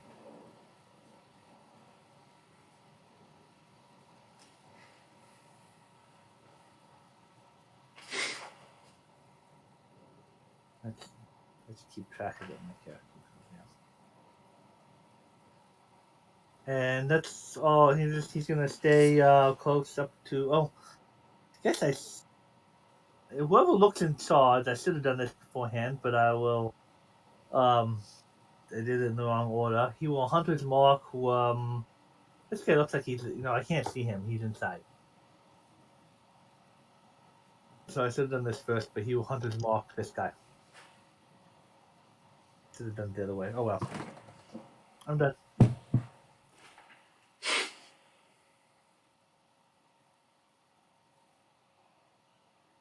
Use 6 arrows.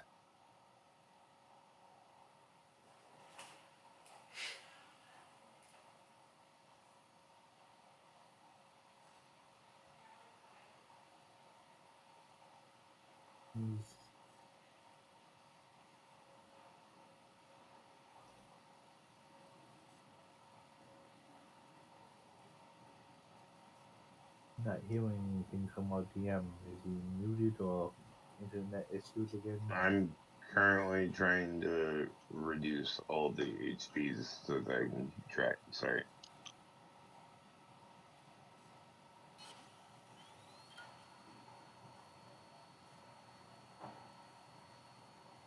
Alright, so after you would be one of the Githyakei warriors, which is this one, who will run inside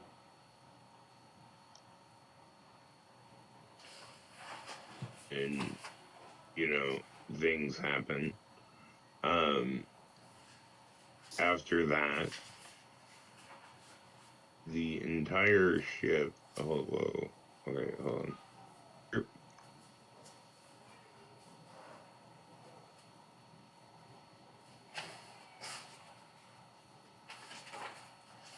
Seems to start to kind of turn around and head your guys' way.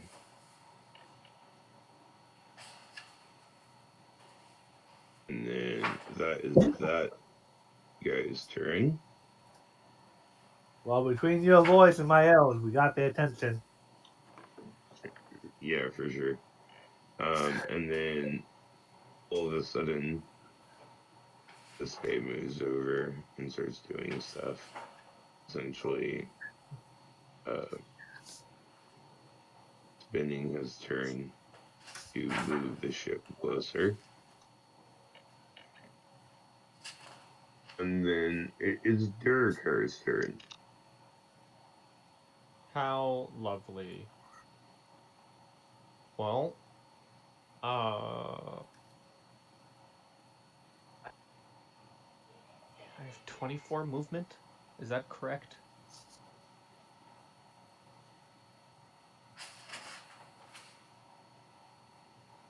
Well, I'll get right here with Frankie. How does a javelin of lightning work in this place? What? I'm sorry. What did you say? How would does quote unquote magic work here normally, and all the same? Essentially the same, except for that it can be a little bit more potent at times.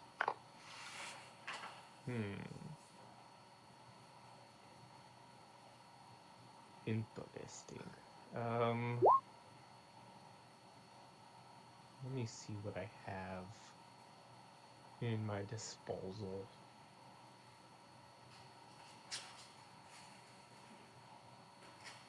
I feel like that's too early to do. That's a bit interesting. No. No, don't cast a spell, you dingus. Oh god, I have spells. What am I even doing with this character? To call a maid. You know, I'm just gonna look right there, right in the middle of those four, and just cast Fairy Fire.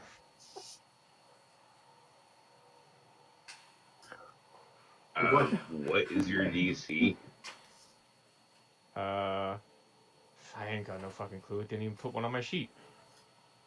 I can see that it says 0. It would be your charisma, by the way. So Well, 8 plus everything- your charisma modifier. Everything else on my What's sheet your says proficiency? 13 for the saves.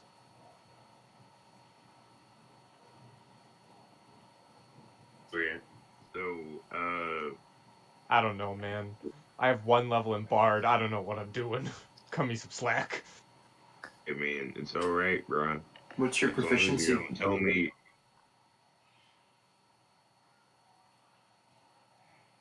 Is your proficiency a 3? I have a 13. My charisma is 1. My proficiency bonus is a 4. Okay, so 8 plus 5 is 13. So it is right.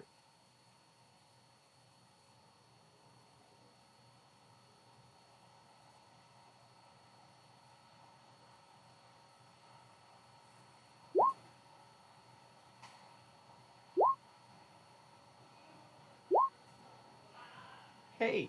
So, two of them fail. One of them saves.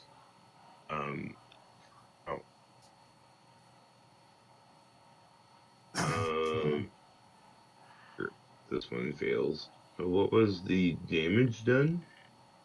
No damage, just any creature that failed it. For the duration, any attack rolls against them have advantage, and they can't be invisible.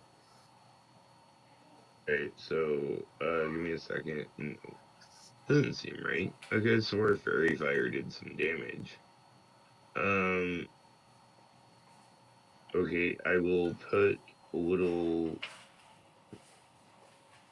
skins on the ones that it failed. Just makes them glow and easy to hit. Is there anything else you can do, Derek? Nope. I would rage, but I'm not feeling it right now. Oh my gosh. Wow, you're really like. Okay. I mean, I want them to be closer to me. I have no more movement. If I rage now, it's a wasted rage. They'll be coming soon enough.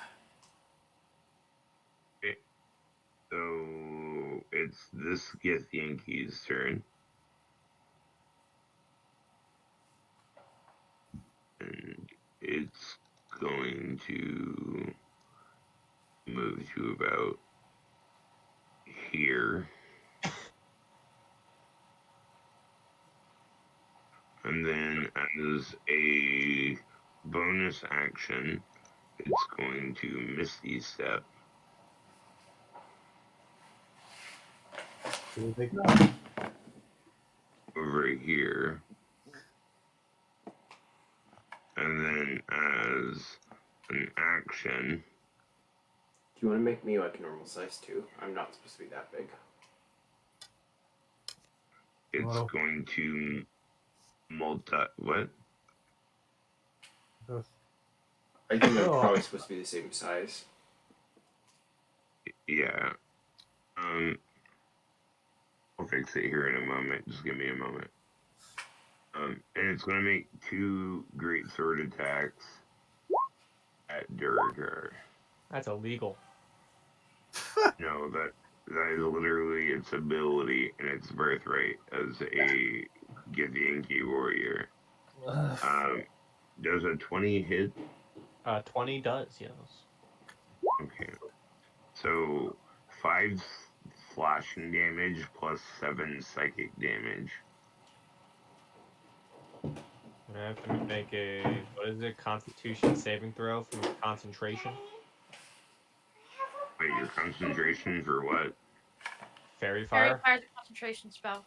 Oh, is it? Yeah, go ahead. Give me a concentration. I don't know what I got to get, but here we go. That That definitely. passes. Concentration, you essentially just have to, like, depending on the difficulty of the spell. So the higher the spell level is added onto, like, essentially 10, and that is how you determine, like, constitution, like, concentration checks. Lovely. Psychic damage. I think that's the only thing that's gonna pass your rage. So Basically. this Githyakei warrior comes flying off of the barge towards Felix.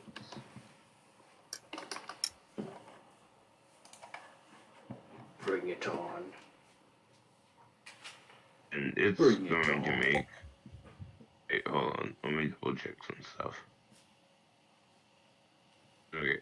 It's going to make 2 great sword attacks Hit. at Felix. Miss. Okay. So 9 slashing plus 6 psychic.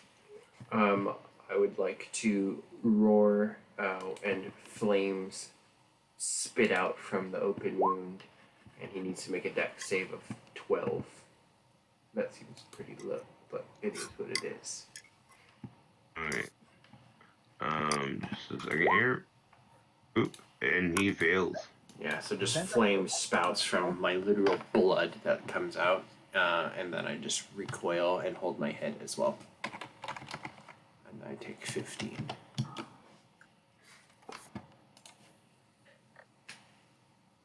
And he takes 14, correct? Yeah, you take 14, I took 15.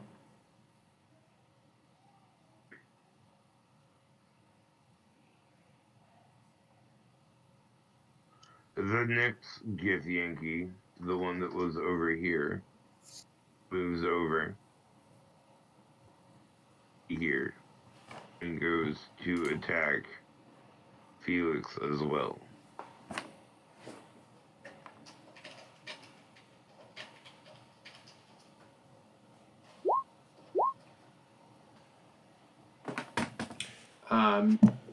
Miss.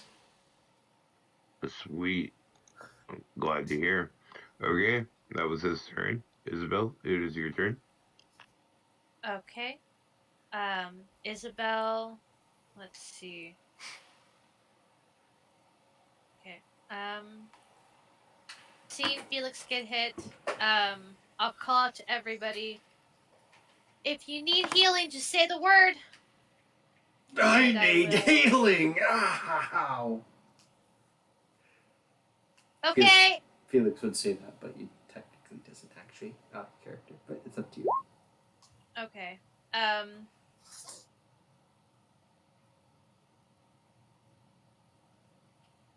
Isabel will call out, just give me a second! And I'm going to shoot off 3 Eldritch Blasts on the 3 surrounding Felix.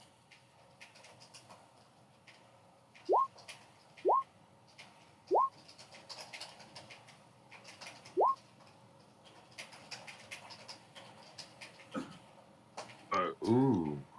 Okay, give me just a sec. Double check something real quick. Crit So on the you're. one who hit Yeah, Felix really hard. Yeah. Wait, what? Okay. Who are you critting on? Who are you attacking with that blast? Felix, which one hit you really hard? I would imagine it was the one on my left. Got it. So that one takes that. Okay.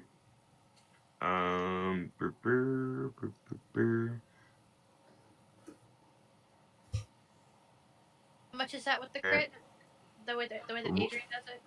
Or Yeah. Are you doing the brutal crits or no? Yeah, we're gonna do brutal crits. It's alright. So if you is your Eldritch Blast a 1d10 plus something? yeah, 1d10 plus. Let me look on it. So whatever your normal dice roll was, just add 10 because it's the max on the die. Yeah. So, it's yeah. 10 force damage, so. What, do you have agonizing blast? I don't. No. Alright, then it would be the 4 and the 10, so there would be 14 damage. Okay, and that's the 15, and then that's the 20. The 15 misses, so, Okay. just the 10. Okay, so I hit 2 of the 3. And, would I know the range of the stone that Entrapta gave? Because I assume that takes an action to use. It takes an interaction with the object with which is an action. Okay. So, So cure light wounds and still cuts. Yeah. But okay, so not to be like, never mind. Do that yourself. Okay. Isabel will sidle up. Okay, so 5, 10, 15, 20. Sidle up to Durakar and nudge him and say, "Cover me. I gotta heal Felix." I'll end my turn next to Durakar. Right. So it is now another Githyakei's turn, and he's going to move this way, about here, and then as a bonus action, he as well going to Misty Step over to here. And as an action, attempt to attack Isabel. Oh, he's gonna get it.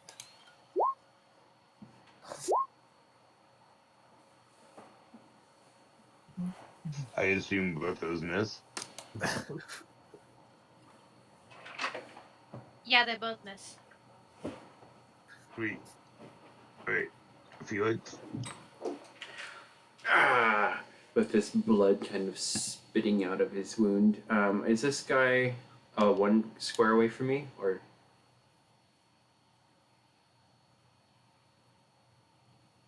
He is roughly...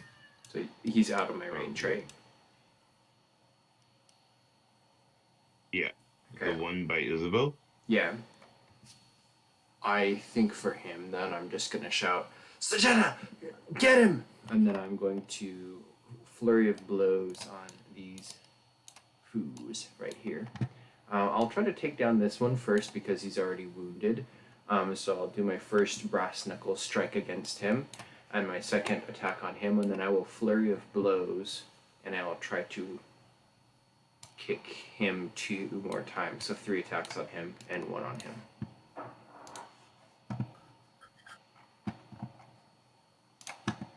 So first brass knuckles, 21 for 9 damage. That's on the first guy. Right. And then the second attack is 24 for 8, and then he kicks out and does a double kick with his foot. And that's 27 for 8. I don't know why it's not rolling again. 1 second. And the fourth one, it's a natural 1. Really cool if you could be able to just fly anywhere you want. With my flurry of blows, I can also use my open hand technique to try to shove him 15 feet back. If he can roll a strength saving throw of 14, please. And I would like to kick him into the ship, if possible, to try to either break through or cause him more damage to his spine.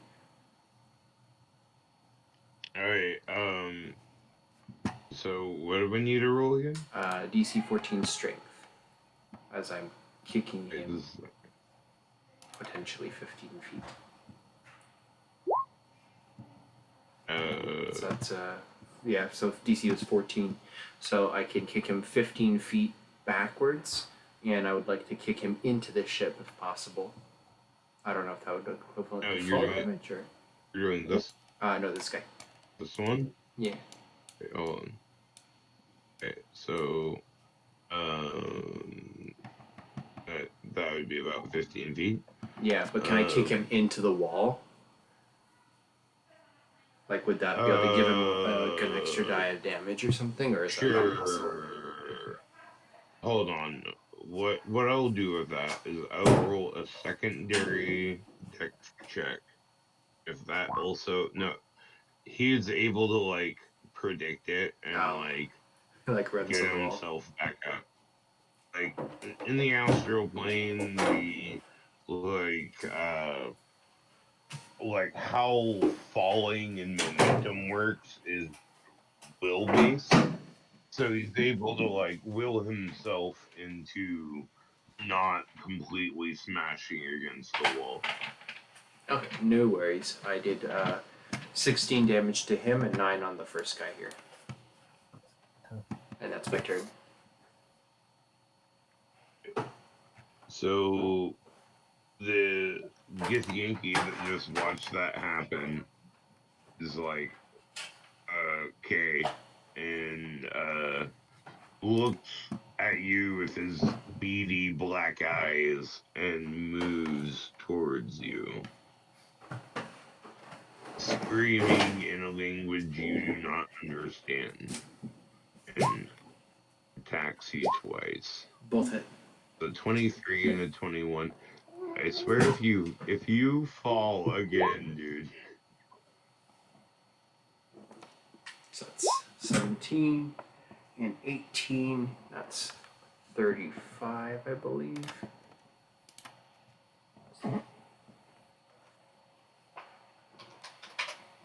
Cool.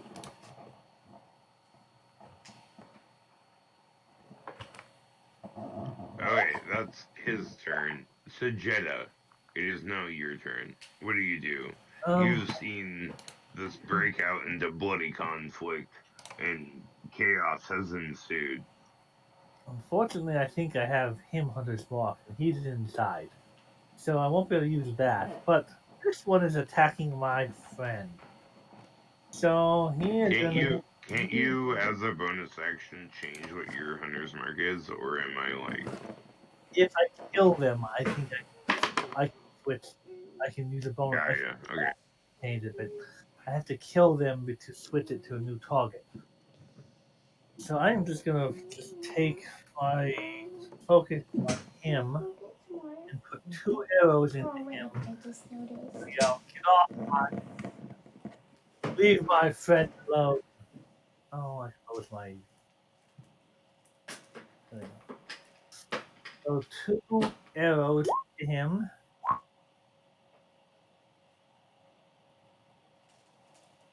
Okay, that's it. 18 and 18, and then I have Colossus Slayer if they're already injured. So I should. That's not supposed to roll for an attack. That's just supposed to roll. As you shoot at them, they scream, "Oh no, Sagittarius!" as they get hit. Got the wrong name, space pirate.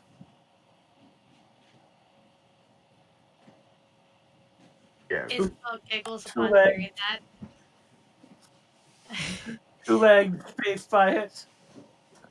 We'll talk about that later, Sajeda.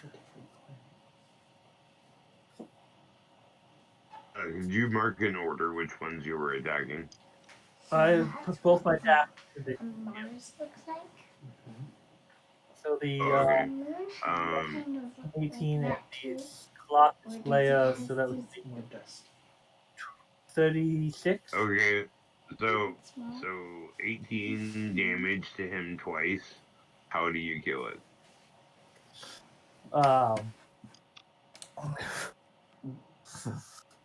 He just starts filling him with pincushion of arrows, like one to his like arm, which he can't attack, and another into his chest, and just.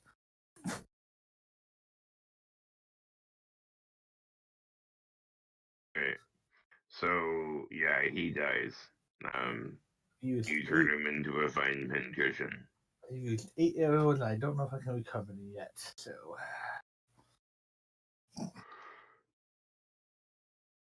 Okay. So after you use Jeddah, The one that was back in the hut steps out, screams something in a language that none of you understand, and then I can give him that. Misty steps. That's not Misty step, though. That's like, okay. Alright, so Misty steps over here. He then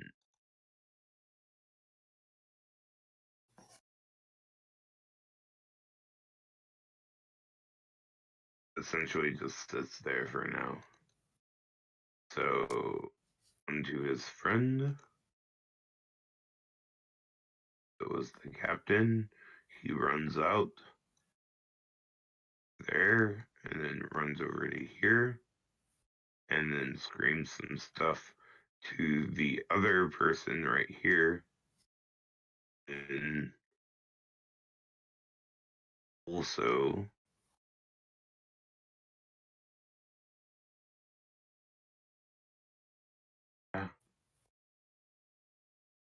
casts Misty Step and comes over next to Durakar and makes 2 attacks towards Durakar.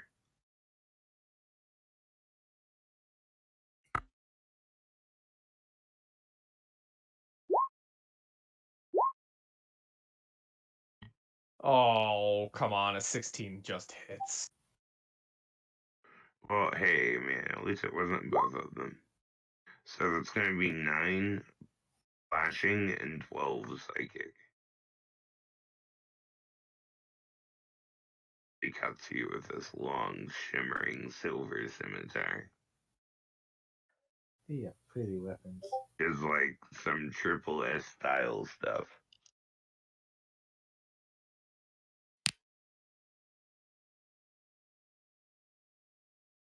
Remember, if others can use the silver sword or not, but of course, if you do, the king will hunt you down. Durakar, it is now your turn. Oh. You are getting surrounded. Your friends are being surrounded. Everything's looking dim and dark. What do you do? So Durakar is basically giving himself a pep talk. He's like slamming his hands on his head and basically saying to himself, "You can do this. You can do this. You can do this." And he's literally just talking himself into trying to rage. And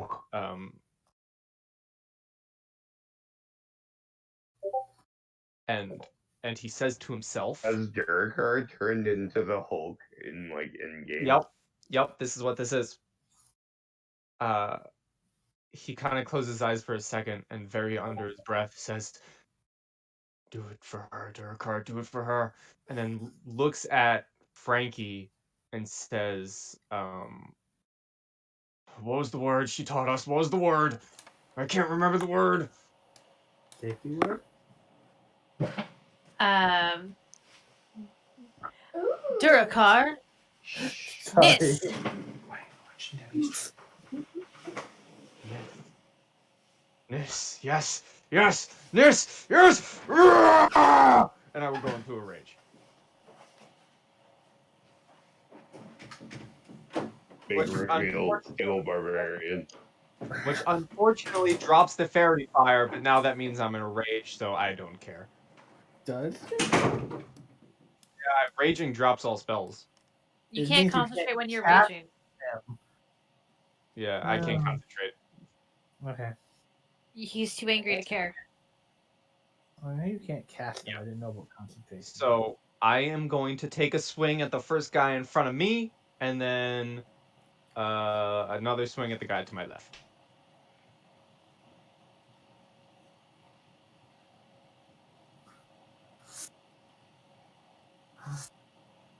That's for the guy in front of me. 23 to hit. That hits.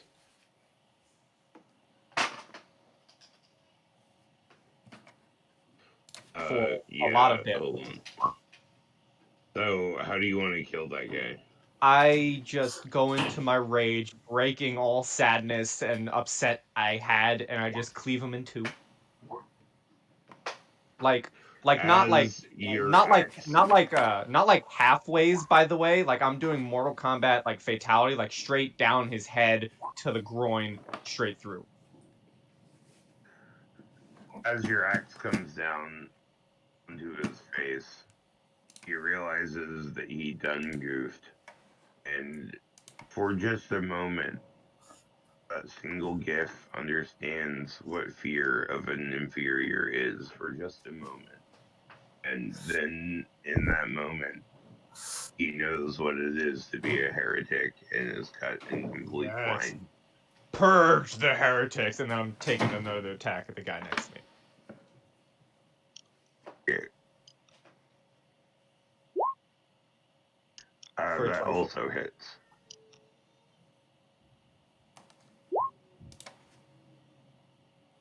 For equally decent big damage. 16. Do you guys want to know what I have to hit with this weapon, by the way? We can see it. It's a +10. Yeah, it's a +10. So Good job, as Burkhart. you slash into the second one, it just doesn't have the same momentum, and it cleaves into a part of him, but he's still going, and he just looks pissed, like you like insulted his mother, and like has standards or something. You know what? Screw him. I'm equally as pissed. I will go into a frenzied rage and end my turn. Okay, so after you comes the one next to Felix. This one. And he will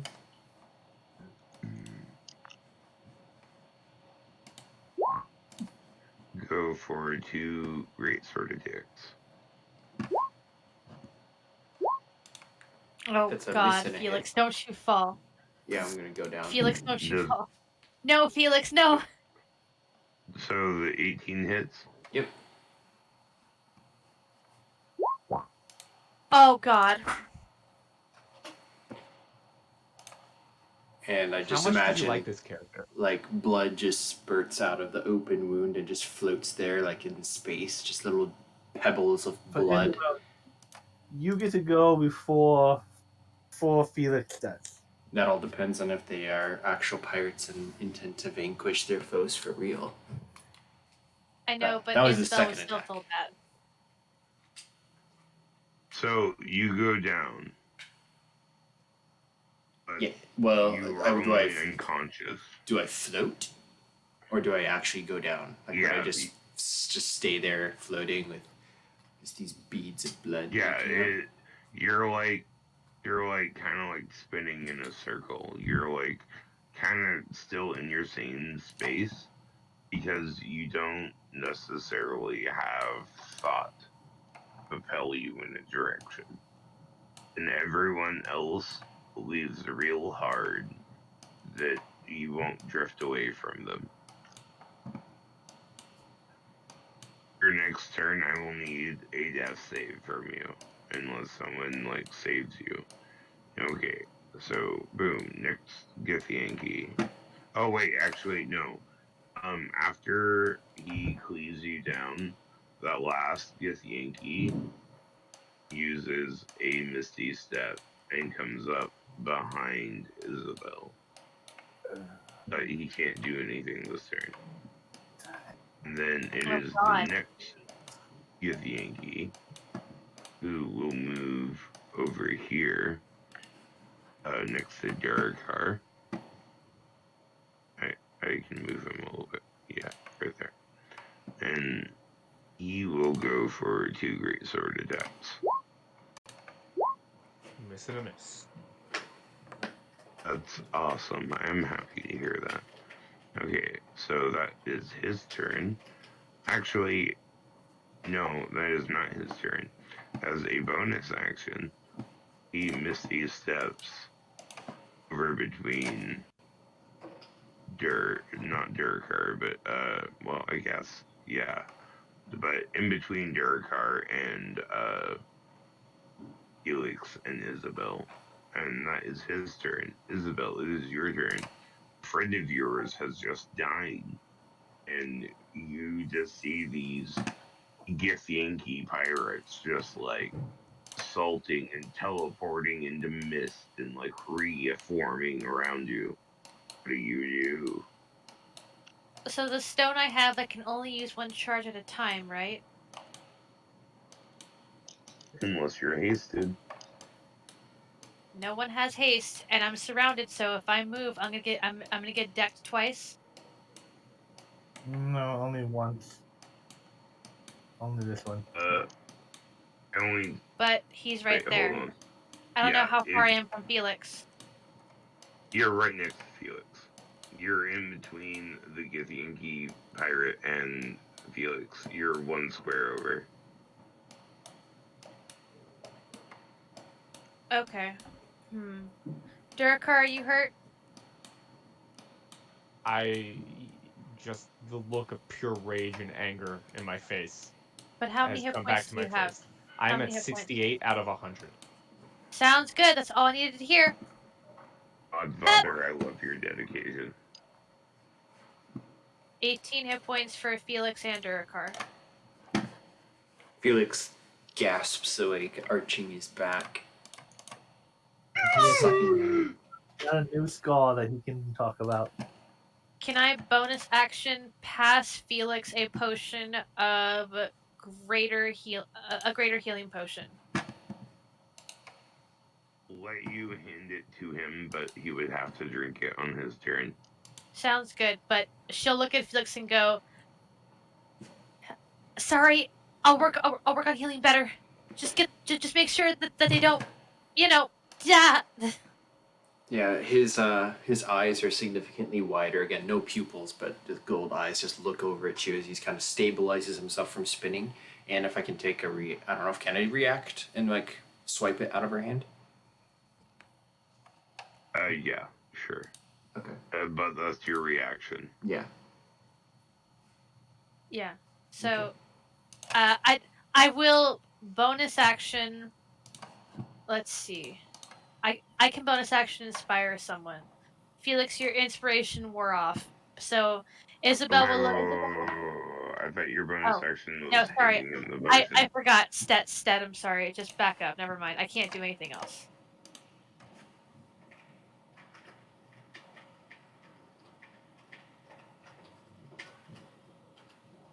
That's where I have my turn because I can't do anything else. Understandable. Hey, you? Okay, so that Yankee's actually dead. Felix, return. Oh, it's my turn. Yeah, the Githyakei that was in the turn order. Oh, the gotcha. dead one right over here. So Pincushion. it's almost like he's like on his back, but because of the astral space, he just kind of orients, like shifts the globe almost so he spins upright, and in doing so, he brings his fist down on this Yankee's head with his knuckles, trying to smash his brain in, and then repeats it with a backhanded up swipe back up to hit him in the chin for the second attack. That's a natural 20, which is going to be so that's 20 points of damage if you're using my crit. And then the backhanded swipe back up is going to miss. And as my bonus action, I will drink the potion. Is that of what level? So it's a greater potion.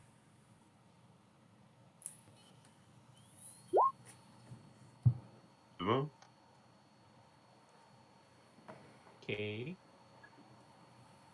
I think it was 44 plus Sorry. 4. Yeah, sorry, yeah. I said it was 44 plus 4. Sorry about that. Okay, so another 10. And then Eric, I just don't have it on my character To sheet. clarify how I run games, if you use a bonus action to drink a potion, you have to roll for it. Because you're like trying to do multiple shit and you're like trying to dodge crap and blah blah blah blah blah blah. and so you like getting every last drop is not confirmed. But if you take an action, drink said potion, you get maximum benefit.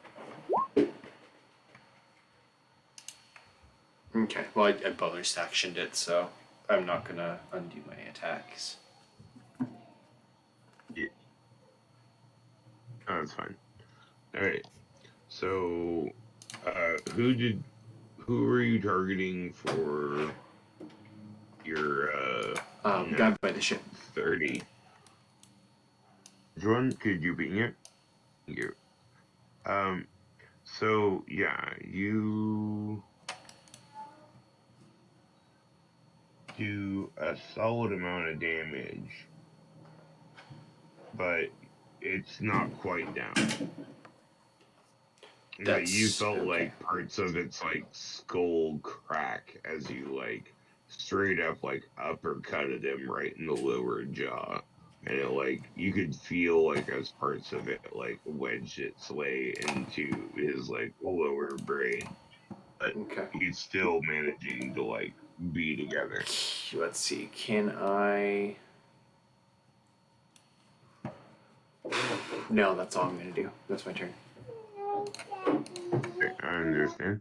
Okay, so the Githyakei warrior that is right here is going to try to take two great sword attacks at you. Just one moment. You know, I'm really glad that I didn't actually like throw their bosses at you guys. Okay, was a 16 hit? Who? Felix.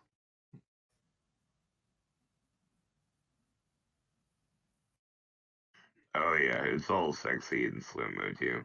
Okay, so yeah, he like swings twice towards you, and you just like you're starting to get a kind of a hang of how the astral plane works, and you just like not only like bend out of the way, but you're like mentally floating out of the way, like with zero effort.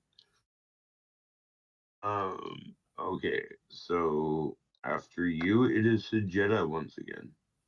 Jeddah will like just lose his mind and just move himself, still wieldy about not like running with his feet. And then he should be able to attack all three of them.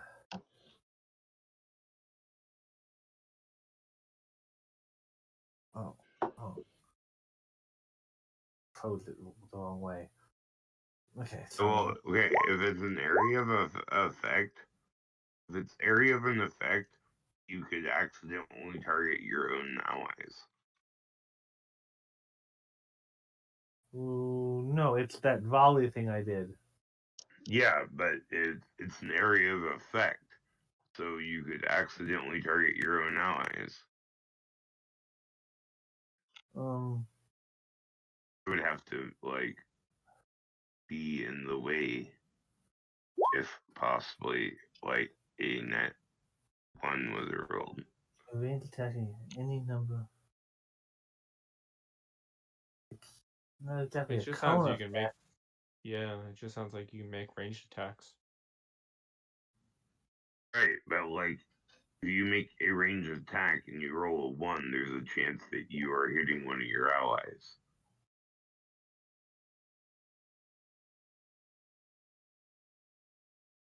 I suppose if I roll a 1, which one did kind of come up, but it's not officially a cone, but with the 1, I could see that.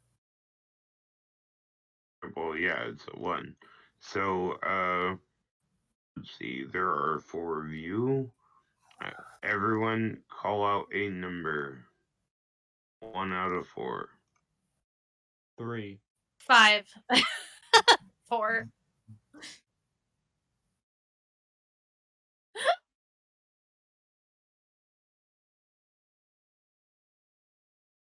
Okay, so what is your numbers again? I picked 3.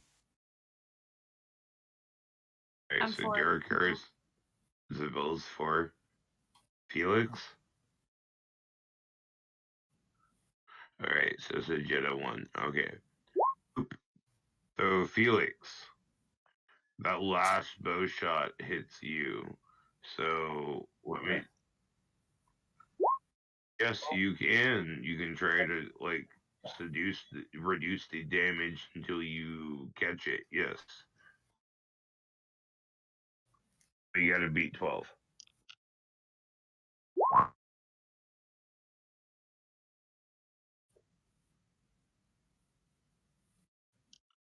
I don't know. That's my thing.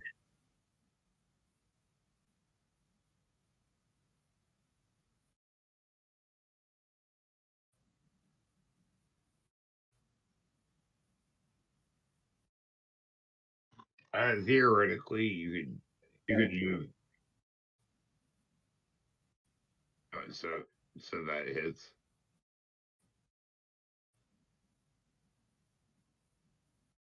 Okay, So, so, so so this you foot. take 12 damage.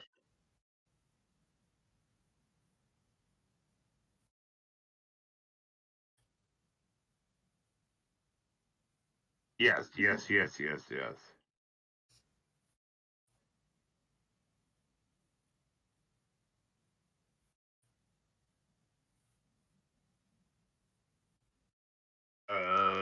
Roll me a D100, and if you roll under 50, you get it.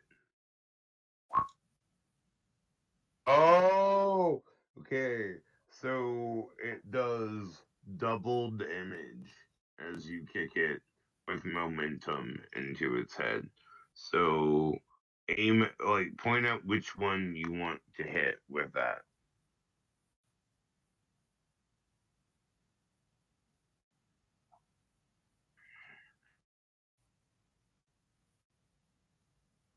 Okay, okay.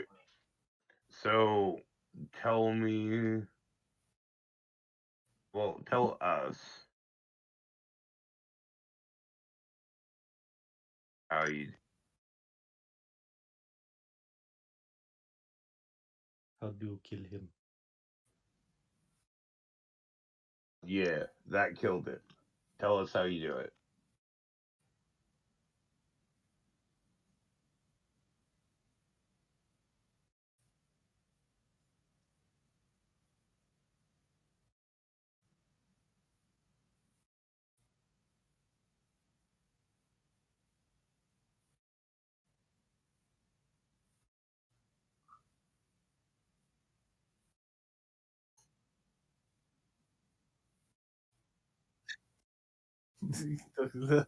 I'm not sure if he knows he accidentally almost hit you, but did the 15 hit? I'm not. I'm sure the 25 does. I don't know about the 15. Wait, what? I'm wondering if these other ones hit. Obviously, my critical failure accidentally hit. Oh yeah, the 25 and the 25 hits. The 15 does not. Okay, so the damage for the 25 is an 11 plus a D6 for Hunter's Mark, and then a D8 for Colossus. Wait, are you aiming at the one with the hunter's mark? Yes, him. Okay. So that would be how much damage? 18, 23 damage. And then I missed this one. Okay. You hit the one with the mark pretty hard, but he's still standing. And yeah, is that your turn? Yes. Move, Okay. and nothing for bonus. Oh. So the one that you last hit moves towards you and takes 2 great sword attacks at you while flying towards you. Does a Barely, 16 hit? barely misses with a 17 AC. Okay, so that's his turn as he like nimbly comes flying, but he just For some reason, can't hit a gigantic horseman. Probably hit my and bounces off the armor. So this one right here attacks Githyakei twice. 2 great sword attacks.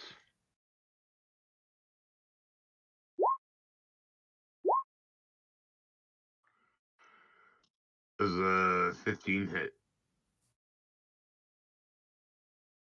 The 15 misses, the 20 hits. Okay, so 9 slashing damage and 4 psychic damage as he like clips at one of your horns and kind of like fractures one of the tips off.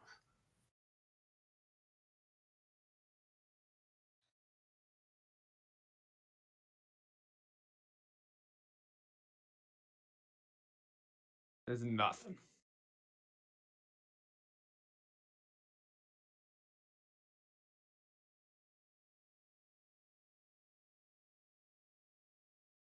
Who is the captain? I lost track.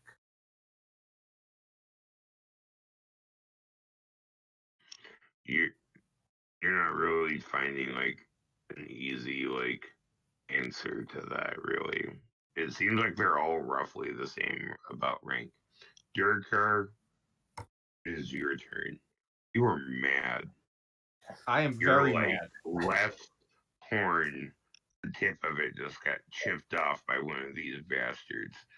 What are you gonna do? I'm setting my attacks into him. The one to my left is getting violently assaulted for a Not just 28. regularly assaulted. That Violent. hits. Yeah, no, it's violently assaulted.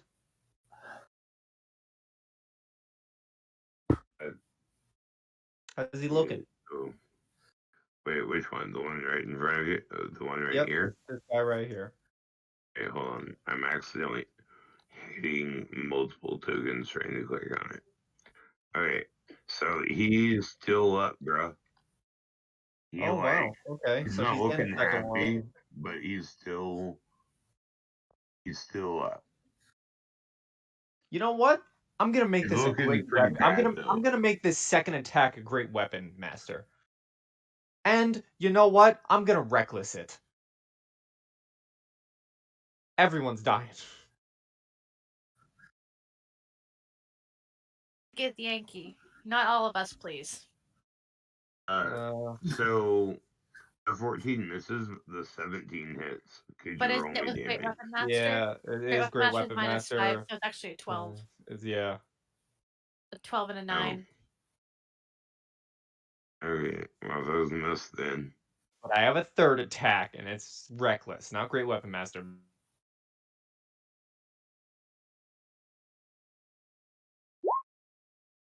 What? is reckless. Okay, so the 18? No, Uh, not the 25. Well, I'm recklessing. Yeah, which was the 18, right? No, it was the 25. Why is the 18 there? You rolled like 2 attacks. Yeah, I know. That was for the first roll. The second was for the advantage. I just rolled to roll. Reckless gives me advantage on my swings. It gives everyone else advantage against me, but it gives me advantage on all my swings. Okay. So, yeah. You don't mean to accidentally You just roll killed your own damage guy. I for didn't even you. click the damage. Keep Keep it. No, okay. A little funny fact. So the 22nd of February is one of my best friend's mom's birthday, and her mom and his mom's name is the same as my mom's name. Oh my god. Her birthday is today, and it's 2/22. So what you're telling me is And you're like, keeping the damage. I'm totally keeping the damage. You totally hit, bro. That's fucking too good. Your mother's name is Martha, too? Why'd you say No, that name? My mom's name is Sean. Nice. I heard you say that and I was like, oh my god, it's like Batman v Superman all over again. Your mother's name is Martha. We're best friends now. Why'd you say that name? So you fucking kill it. How do you do it? You Kill with the know, horn. They yeah. fell off.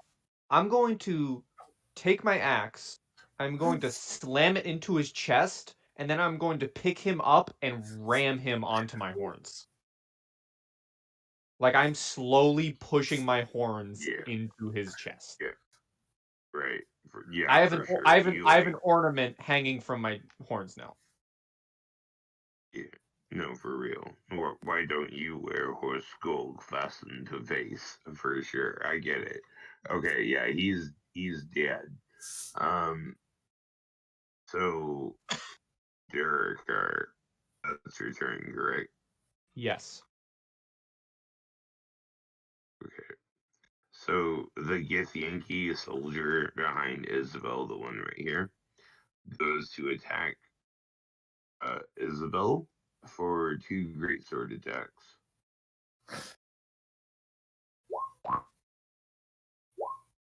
The 18 hits. Ouch.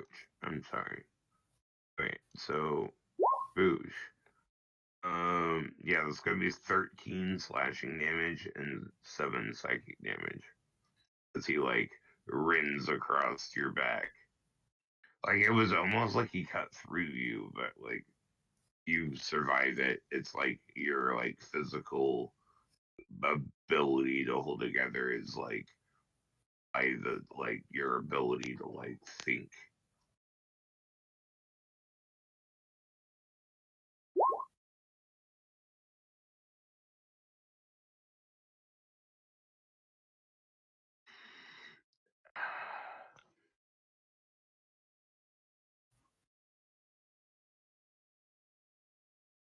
Right.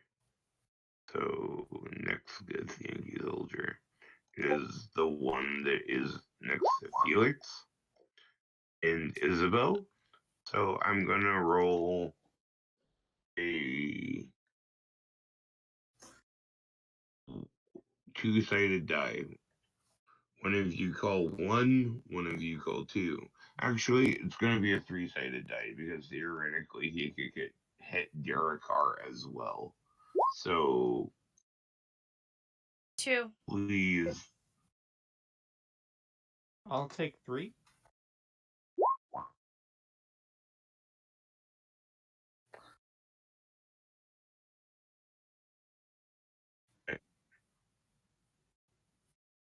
I said 2. So you do 1. 3.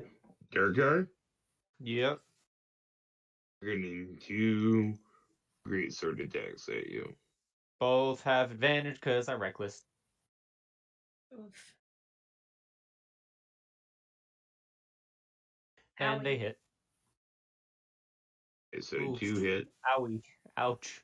Yeah, your So psychic damage that's is the going to first hurt. one, and that's the second one. So 19 slashing and psychic damage, and then 12 slashing and psychic damage.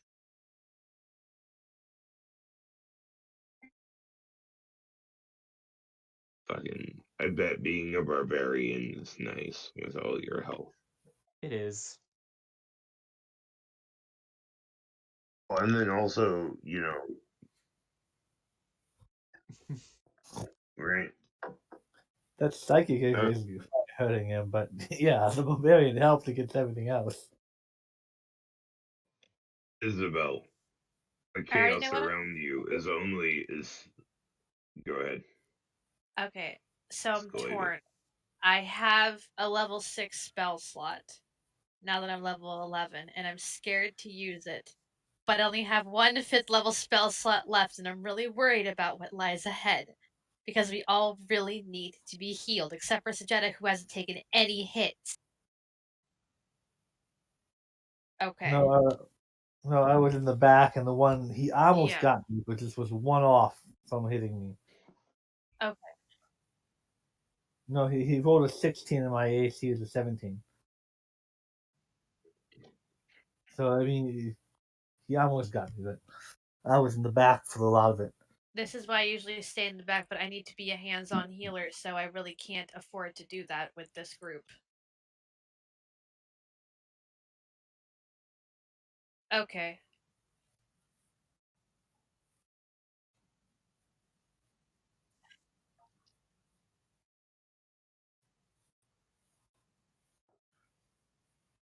I will just blow this because I feel like we need it, but I don't know how much longer this game is going to last.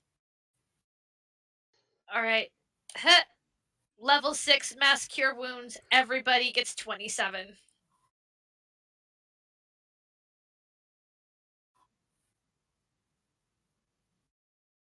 Okay, so so I see higher level cast. Do I add 7 or is it saying that it's plus? Okay, so I think it would be. So yeah, so then it would be. You guys get 34.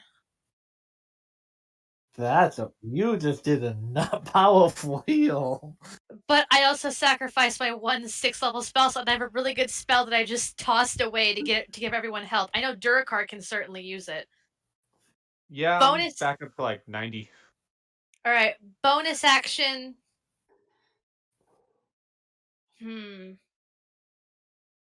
Bonus action. Who wants? Okay, so looks like Felix is going next. Felix and Sujata. So Isabel will call out to Felix. Felix, I don't care who you are. You're my friend, and you matter. Save me because I'm saving you. D10 Bardic Inspiration die.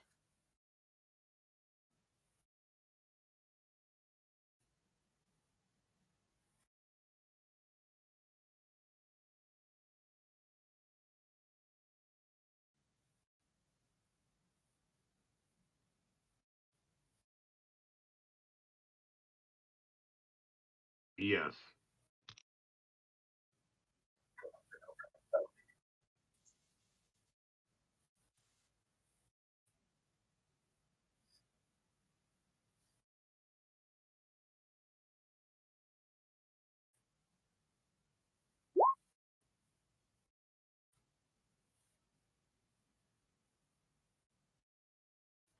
Yeah, that just hits.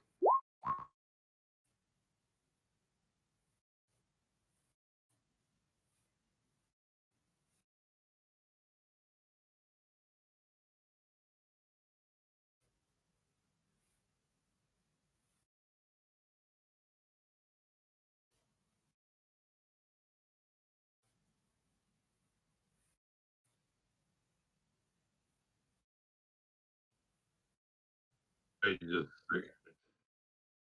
yeah, go ahead. That hits. How do you want to do this?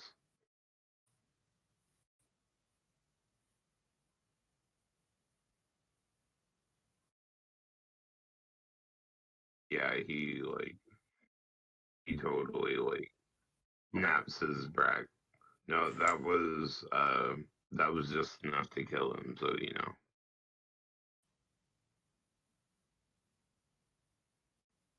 Okay.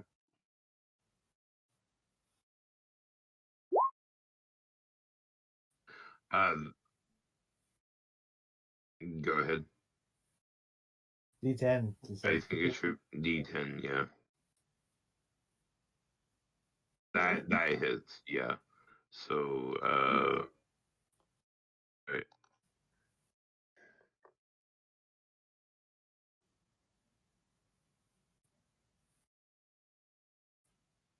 wait, wait.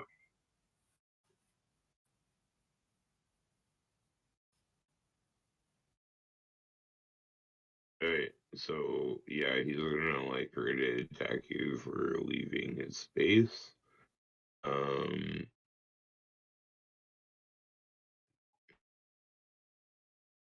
22. Does that hit? Right. So he does 8 slashing and 6 psychic as it slashes past your nose, up your eye, and over your brow, leaving a gnarly gash.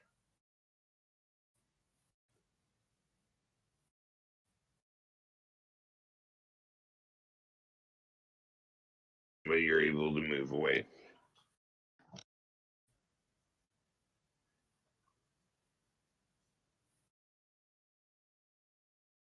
You know, I'll give it to you. Go ahead and roll me an intimidation. Because, like, you know, you got this gnarly gash. Let me roll. Let me roll something real quick. Just double check.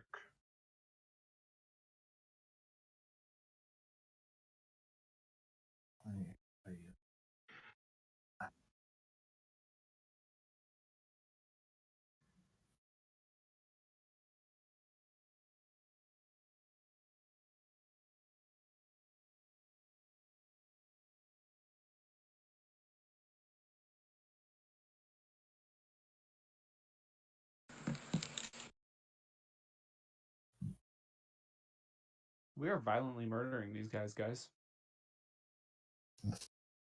Yes, but they did almost violently murder Felix too. Oh, Yeah, I'm indifferent. wait. I've been muted, and I just realized that.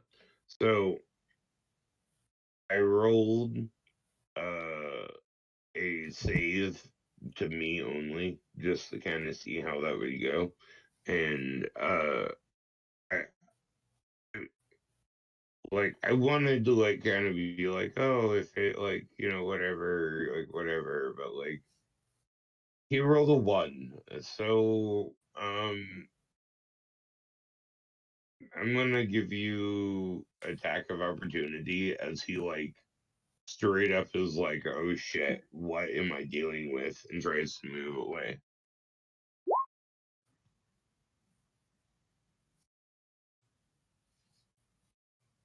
And I will. Yeah, theoretically she would be able to. My computer just decided to restart on me in the middle of the game, so I was just sitting here quietly restarting Oh, because fun. it was like update. I'm like, no, update. Oh god. So everyone's having computer issues. Okay, I will gladly take Yeah. attack of opportunity. If that Yeah, is go allowed. ahead. Okay, Hitting just with give me a power sec to pull it out.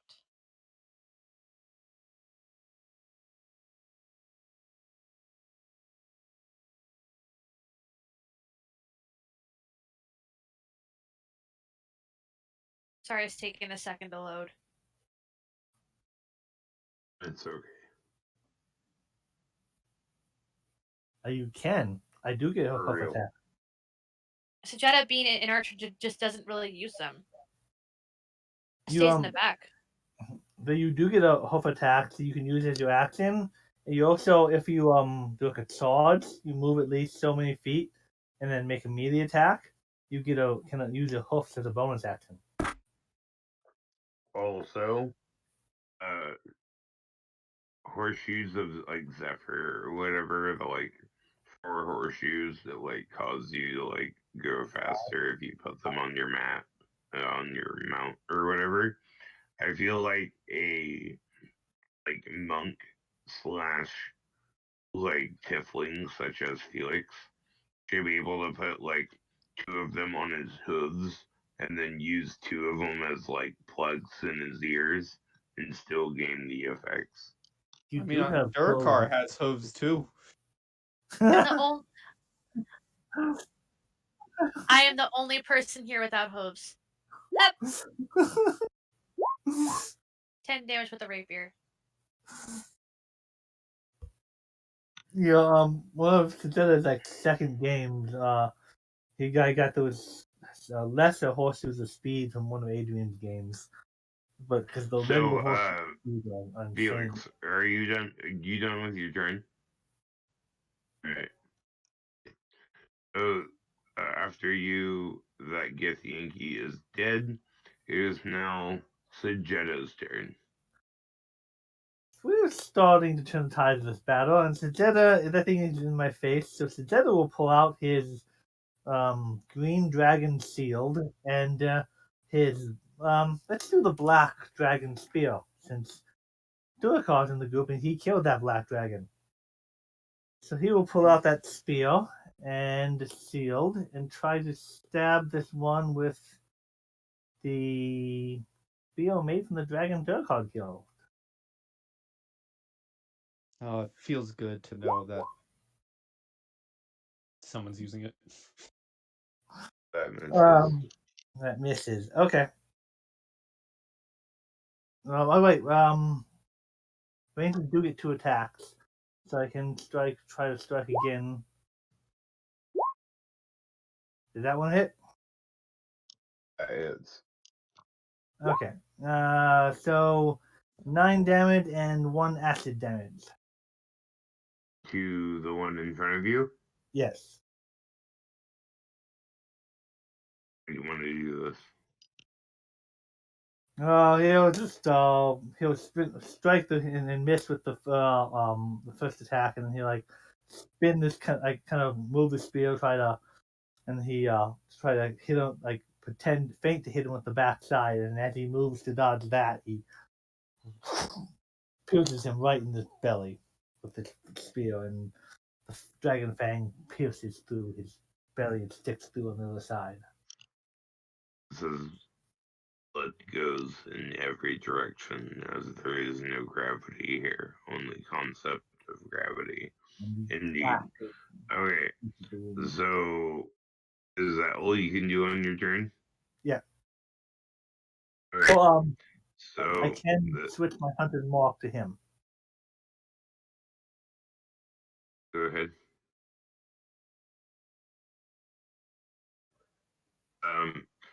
So yes, he did die. So it is now Durgar's turn. I am As recklessing all of my most. attacks. Okay. This guy is gonna get brutalized, and that is what I'm going for. 17 hits. Well, no, 20 that hits. was that's the first. Wait, what? What? The 17 was from the dragon spear. That wasn't me. Yeah, I realize that now. Yeah, 28 hits. For 14, 15, 16 damage. Okay.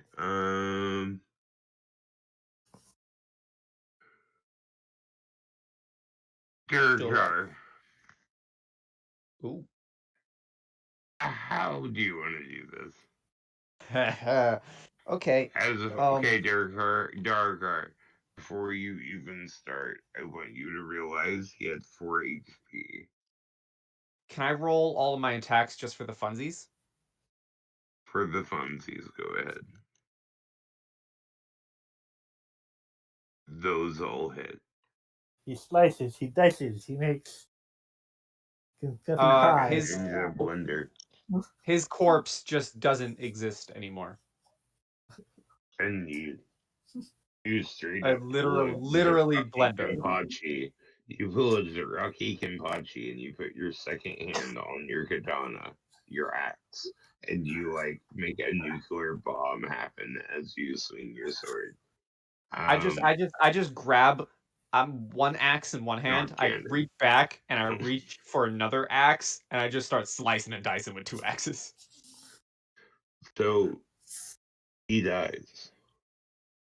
As he dies out of the fuselage.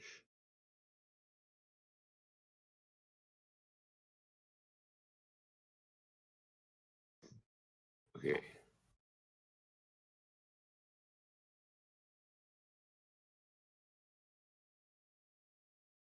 What?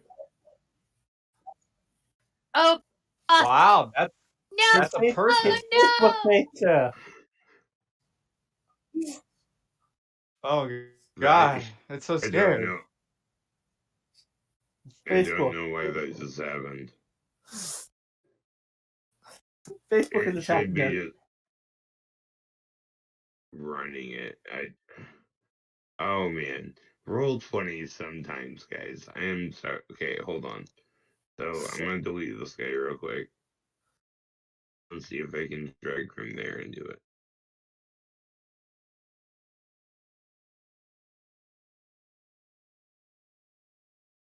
Stay here for the minute, kitty. Uh, Oh my There it is. god, it's a boy. Ooh. So out of the fuselage of the ship, another Gith, looking a little bit more intense than the rest. It is just furious, looking around at the aftermath of the battle, and is just like freaking out. Yeah, real quick. I need a new initiative.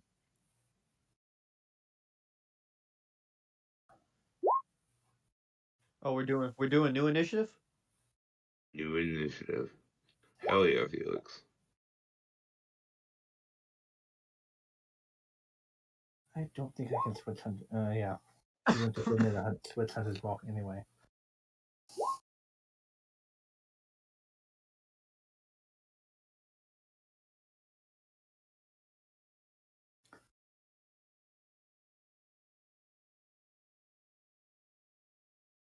Is that everybody? Yeah. Alright. Alright. So, as he comes out of the barge and sees the rest of you, he scours with his dark, beady eyes, looking at all of you.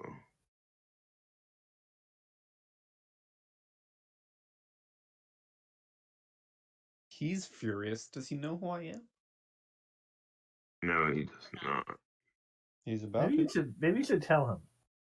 Oh my gosh. He moves to here. Uh-oh. And attacks Isabel twice. Oh my god, are you kidding me? Jeez. He's gonna anger all the hooved people. I'm scared.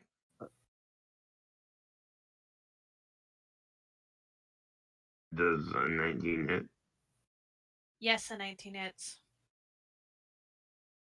Alright. So he does 10 slashing and 6 psychic.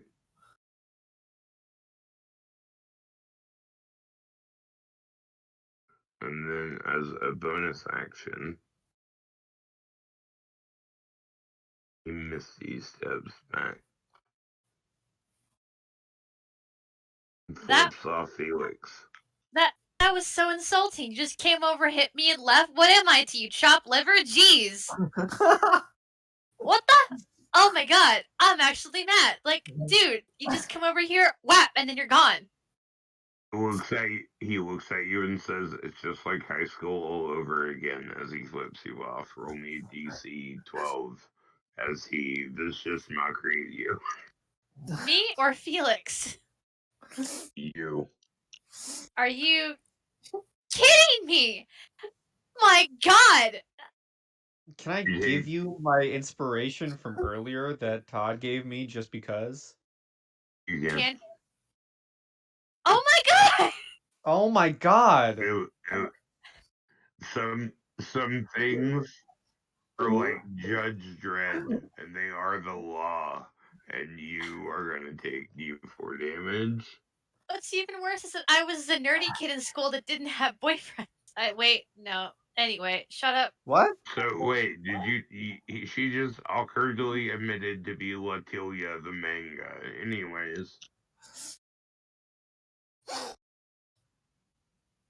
Oh my god, if you don't punch him, I freaking will. Isabel doesn't do unarmed strikes, but I'm about to.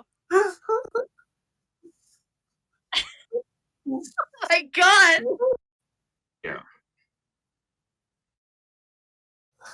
yeah, do your thing, man. You totally just flew up in his face. That hits. God, I'm preemptive.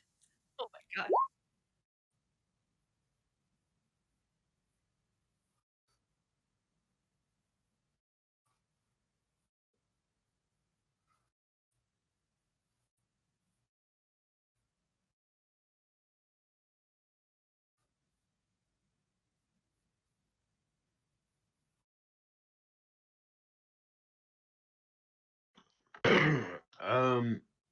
So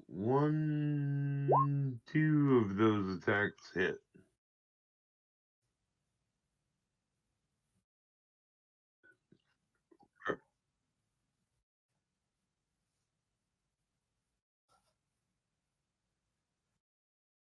All right.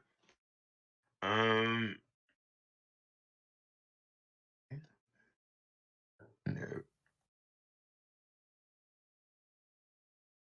You do some solo damage to him. One of your punches like totally knocks out a tooth as he like knee jerk reacts like back. One of his teeth go flying off into the distance and seems to just keep on going. Eternity.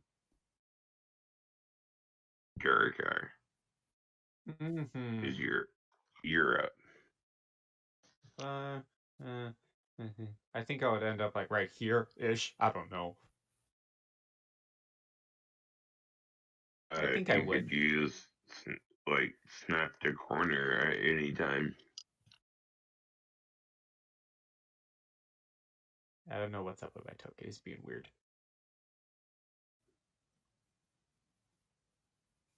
Yeah, probably. We're going with it though. So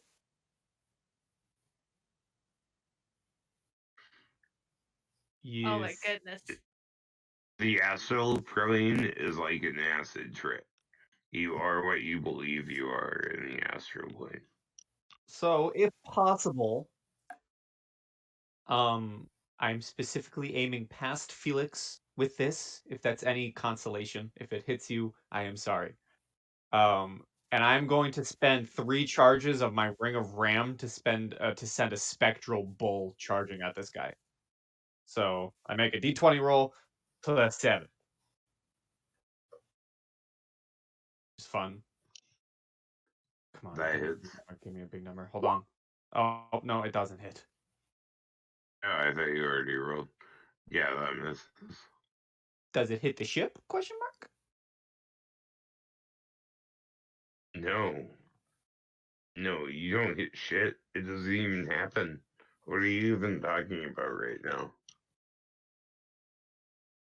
Because that is a thing it can do. It can hit objects.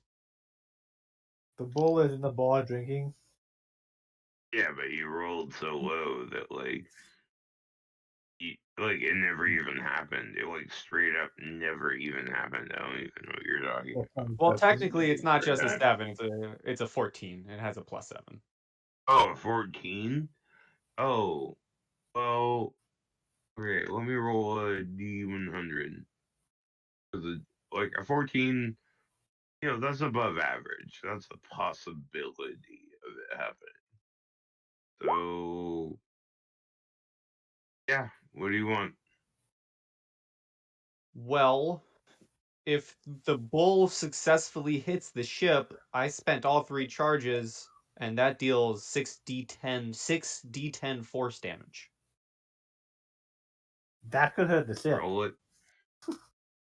So here's 5, and then here's another one.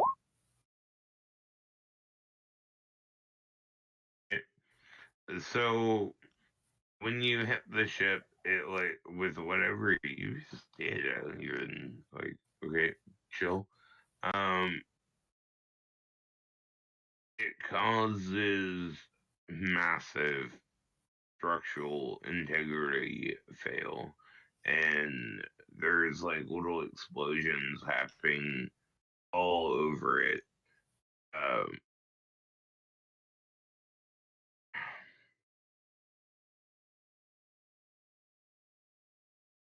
This is acceptable. I'm sorry. I'm trying to do something real quick, but like stuff in places that make it difficult.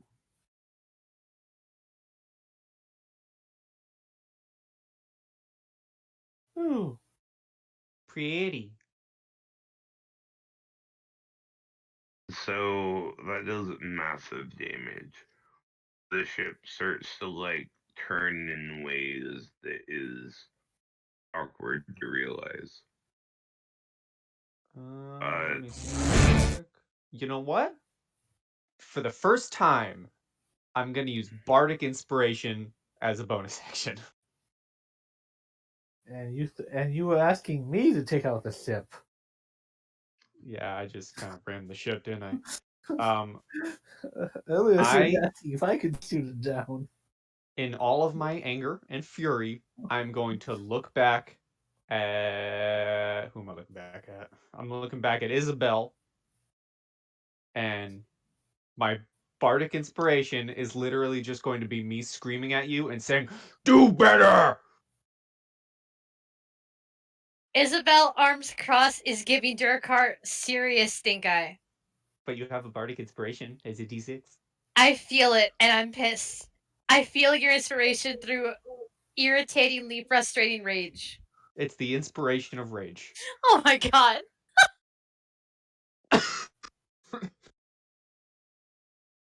The inspiration of rage. It's a good one. Dude, can you imagine if they made a barbarian bard like straight up like just like gets like inspiration, rage kind of stuff? Be cool if a barbarian could give you rage. I think that should just be the A effect of Durakar's barbarian inspiration. giving you rage. That should just be the Like- effect of Durakar's inspiration. I send everyone into a rage. Subclass rage, like war caller or like Mosh pit. rage singer. Yeah, like Yes. rage singer or like You war screw caller Blade Singer. or Be a some rage like singer.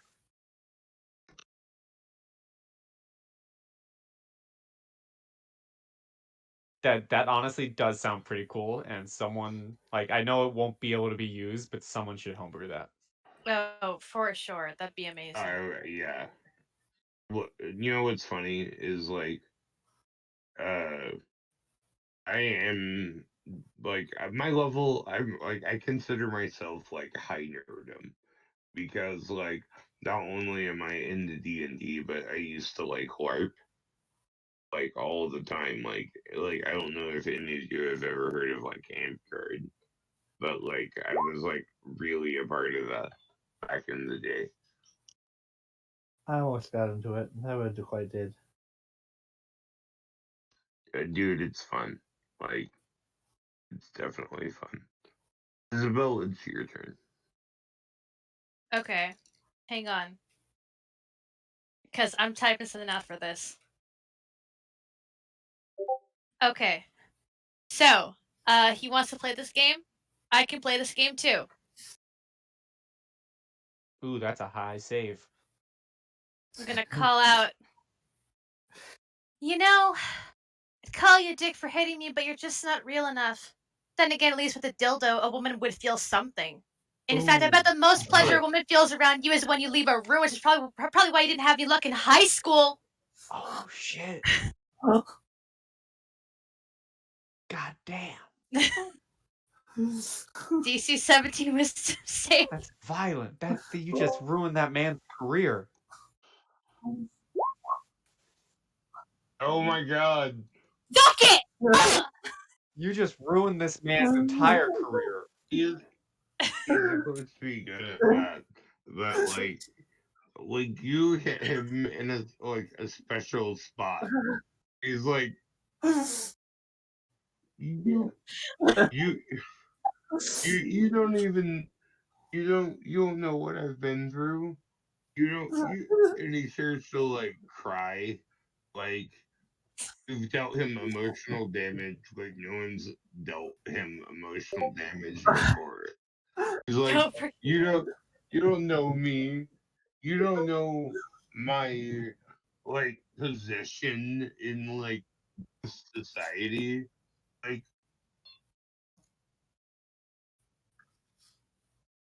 Isabel's going to just respond to his crime by going, "Suck it up!" I'm going to bonus action a greater healing potion of 4d4 plus 4, because I did get hit pretty hard. And I will end my turn. Roll that. 44 plus 4. Got it. Wait, is it 44? Yeah, I think it is. Is it? Let me double Like, check. geez, That I sounds kill right. people pretty damn violently, but you just brutalize that man. I don't kill, I scar, because death is an escape. Emotional scarring lasts forever.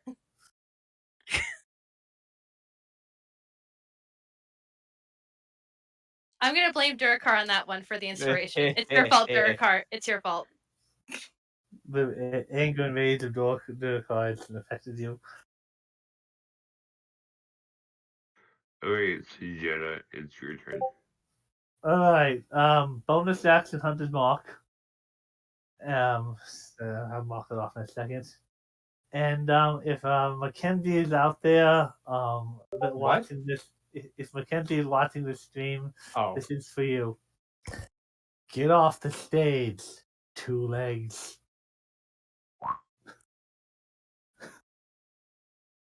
Two arrows go flying.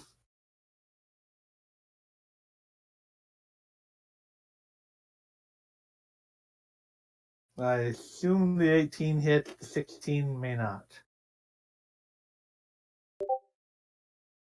The 18 hits, the 16 misses.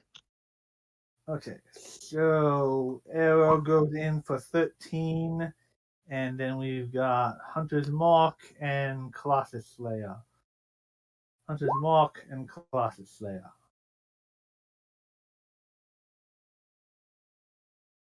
So 21, 20, 25 damage. To the He's top looking pretty he's Hmm. looking pretty bloody, but he's not quite down. I've used 13 of my arrows.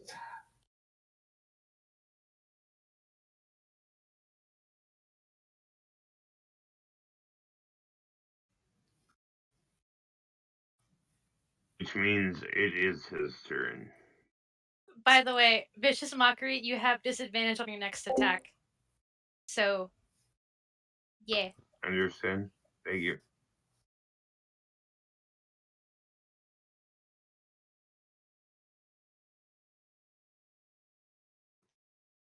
He's gonna make 2 attacks on Felix, but they will be at disadvantage.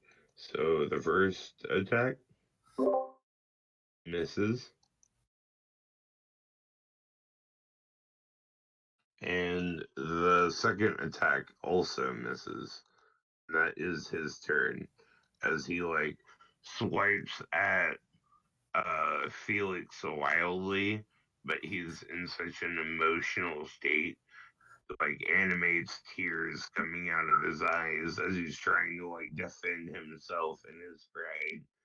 That he is just lost at the moment, not completely focusing on the task. Felix, it is your turn.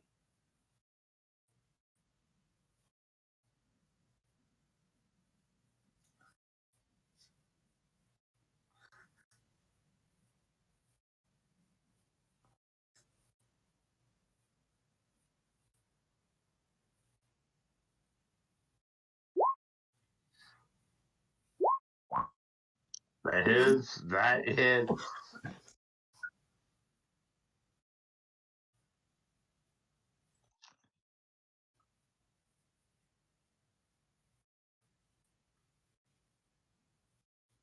Go. Alright, go ahead. Go ahead and roll the rest of whatever you're gonna do in your turn. And how do you do this?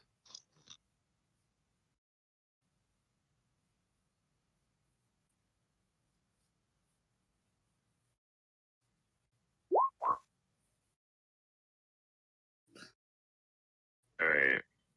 Well, upon death, there's nothing he can do to stop it. So you just decimate this guy. Like you tear him apart.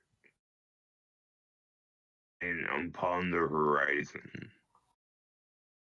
you see that there are 4 more ships that start to port in.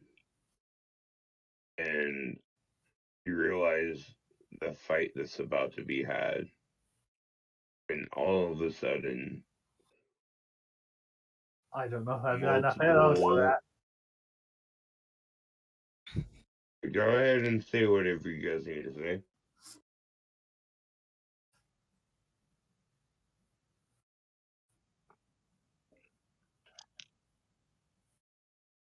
Isabel, with arms crossed, looks at him fall and says for Durakar to hear, he died as he lived, unsatisfied, leading to more pent-up frustration with no outlet. Durakar is just raging his ass off and screaming to the world. He's just to no one but himself. Isabel's just staying there, fuming from the inspiration you gave her. Is there any way we can use the cannons on that ship? It's not inspiration. It is now rage inspiration. Got it. So, indeed.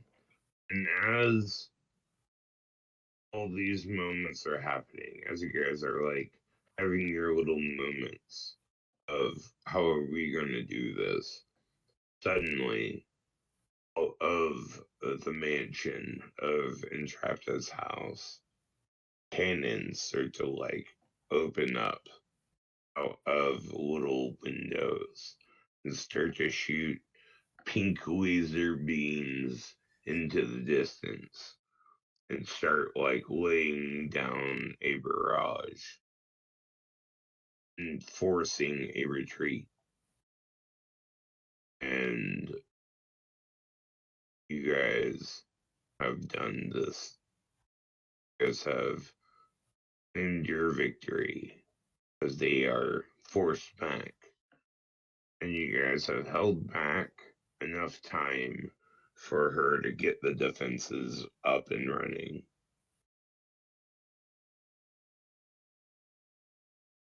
They retreat.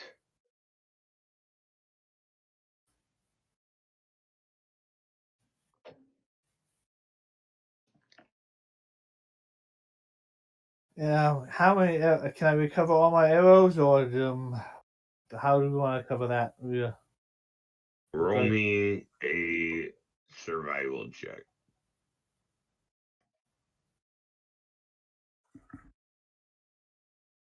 Oh, I closed my character.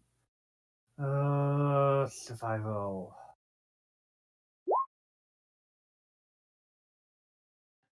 You're able to collect the majority of your arrows. You're only missing one. Okay.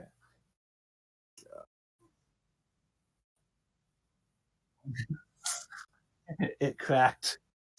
That yes, it was that particular arrow that vaporized upon contact. It like literally reached Mach like 12 and like straight up like eviscerated upon injury.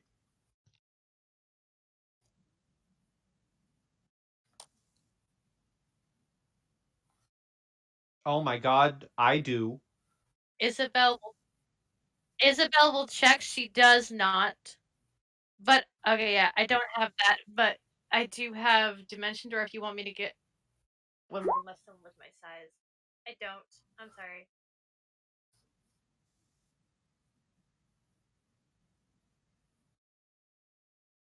This is my first time with spells. Yes, I can.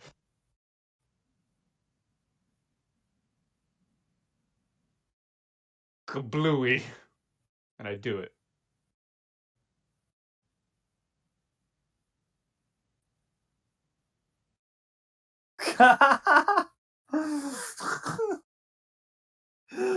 Poor my man, it's just a meal.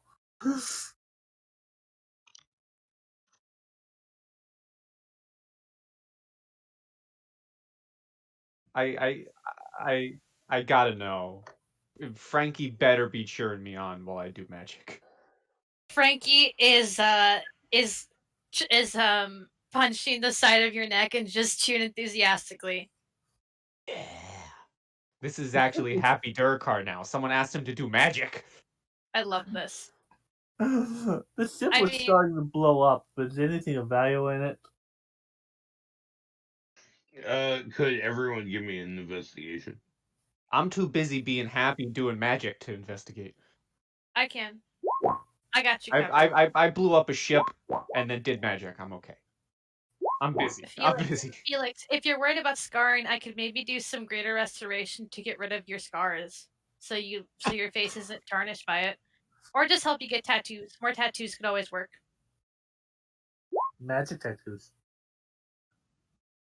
Okay, so Felix, you find a very rare barrier tattoo needle in the midst of all of the bodies of the ship. Isabel, what is your class again? I am a bard. You are a bard. Yes, I am. How else could I insult somebody so critically and leave them questioning their life? Oh, 11 levels of board.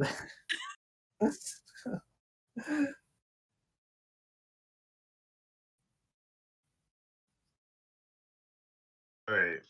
So you find +2 rhythm maker drums.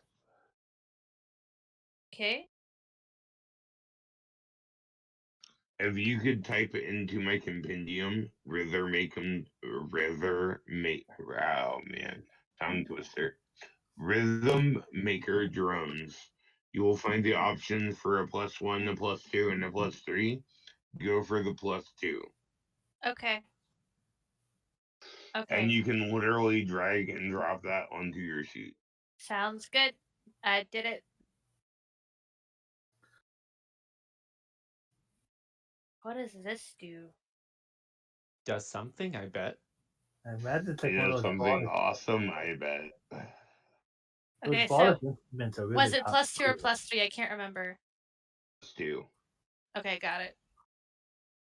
Let me just take But care of that. +2 is really awesome. If you could read that out to everyone so everyone can hear how awesome that item is.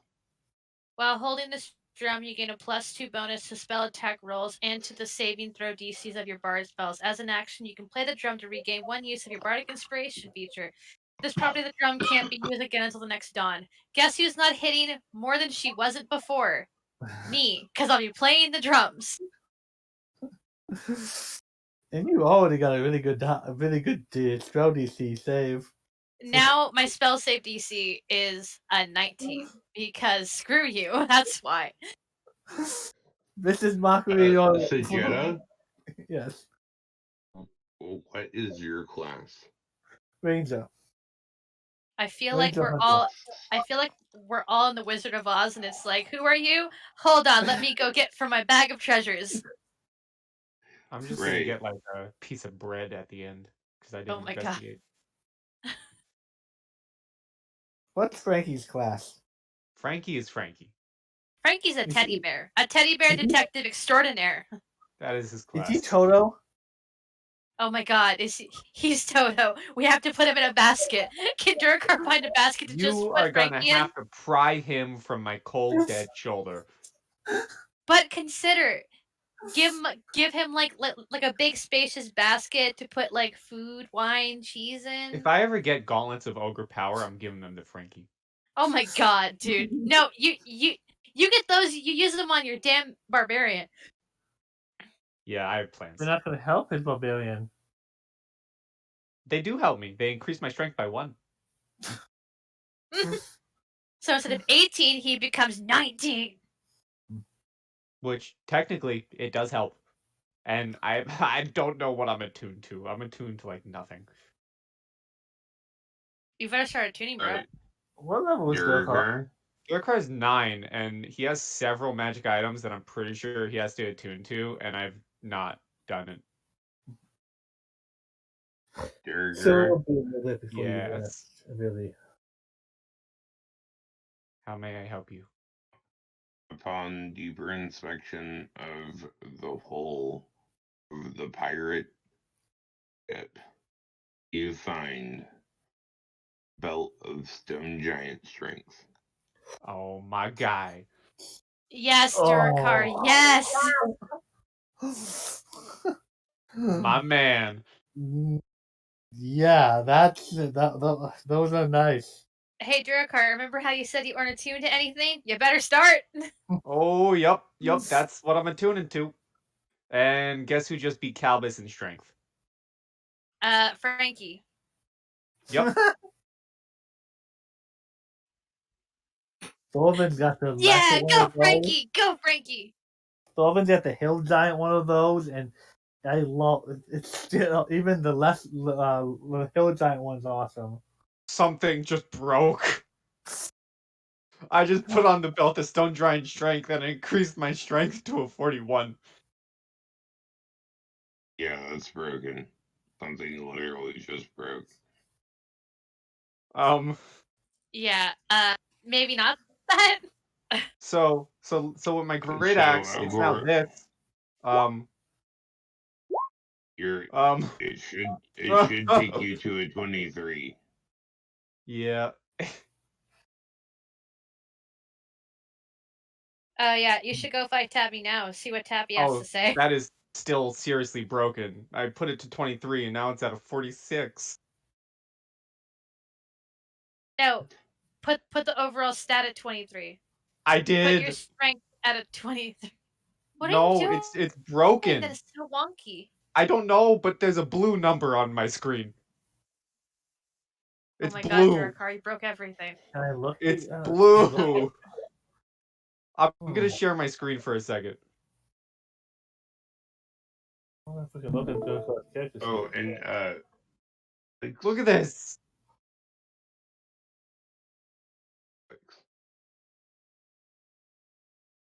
What?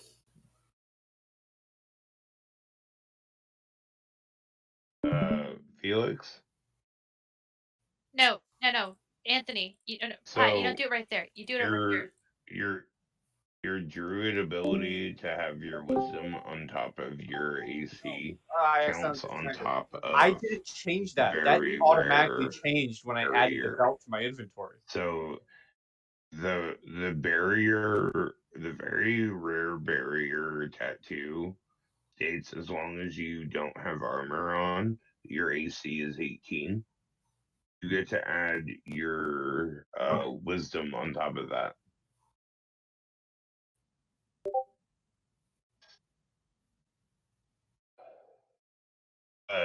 Yeah, yeah, that does stack. That's a magic item on top of your natural innate ability.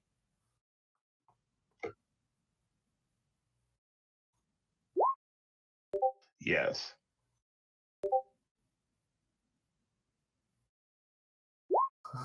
Well, we can consider that loophole in story plot fixed then.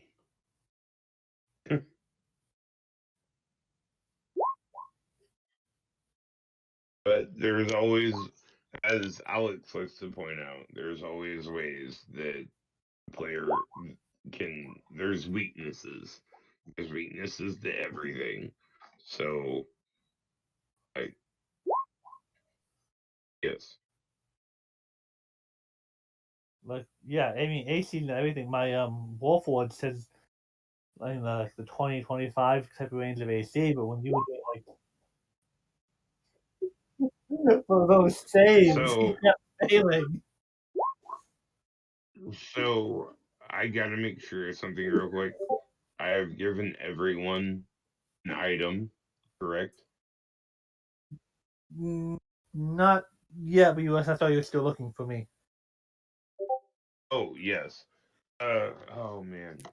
There is literally an item in somewhere in Tasha's that I am willing to give your character. It is a cloak that can only be attuned by druids or rangers.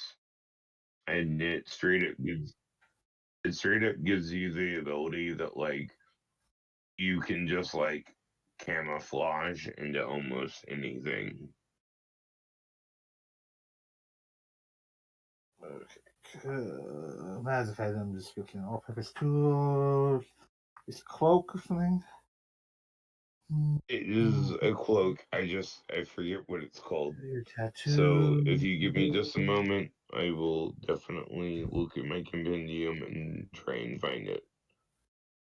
Outside. Poster tattoo.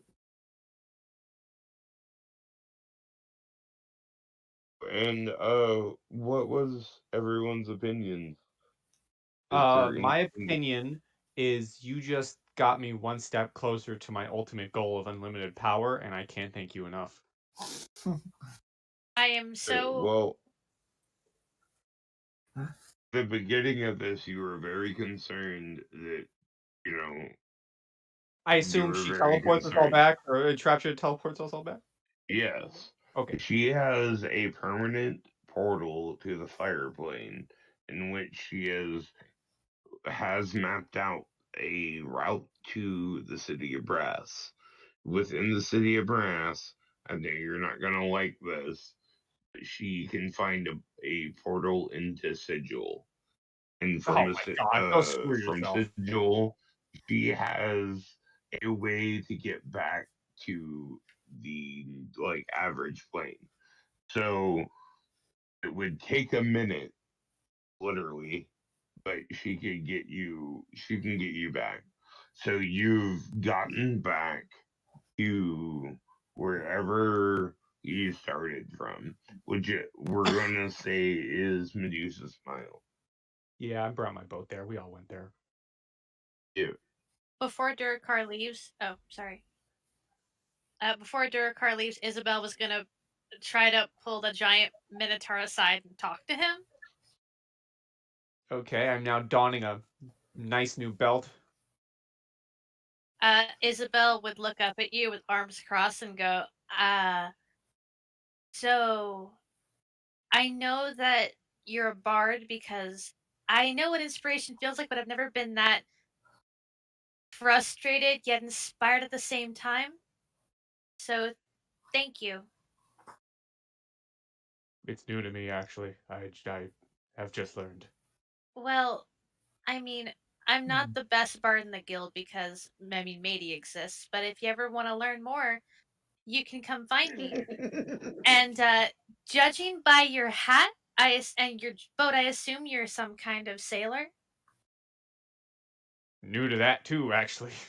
Well, if you're looking for crewmates, my older brother has been out of work for a while, but he traveled around quite a bit. Do you want me to put you in contact with my older brother, Cal? I could always use more strong crew to help me cut a path through the seas, yeah. Good. As long as you don't mind that he's really thick-headed, loves to drink, screams a lot, and cleaves and shoots through all of his problems, you should get along fine. That sounds perfect for a pirate. So he's me? He's not a halfling, mind you. He's my adopted brother. I was adopted. He's a human close to his 40s. Well, he sounds like my type of guy. That's exactly what his fiance says. That's what Anyway, she said.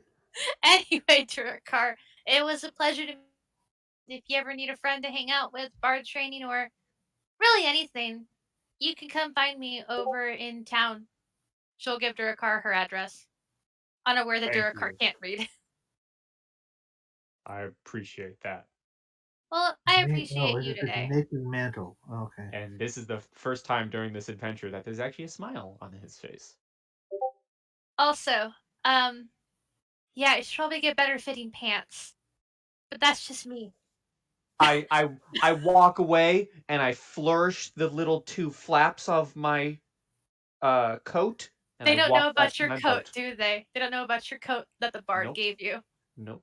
For anybody who's wondering, the bard gave Durakar, because of a game where he went to a casino, a fancy pianist outfit, kind of the thing that a maestro wears when a conductor for a symphony. You know, that black-tailed coat, the vest, the tight pants. It's just that on a minotaur with a pirate hat. Mm-hmm. I'm not attuned to the pirate hat though. I'm just wearing it. Yeah. But And yes, that's the thing. I You can still wear an item and not be attuned to it. Yeah, but I, as you say the thing about my pants, I just turn around, I flourish the little flaps, and I walk back to my boat Oh my gosh. with address in hand and Frankie on my Would you shoulder. like traveling companion back to the guild before I continue up north? That depends, Sajetta. Am I allowed to persuade you to let me ride on your back, or should I just ride my broom instead? You That's centaurs what are she not said. horses. I know, Sajetta. I'm not treating you like a horse. I would never. You're better than that. You're a centaur.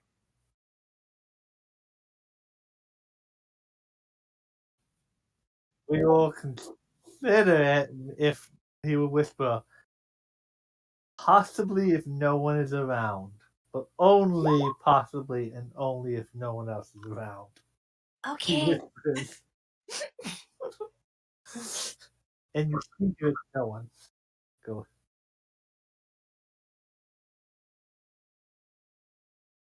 Go ahead. I'm sorry.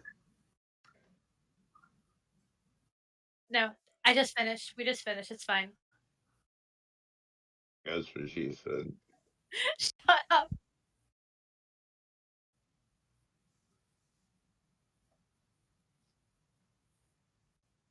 Mhm.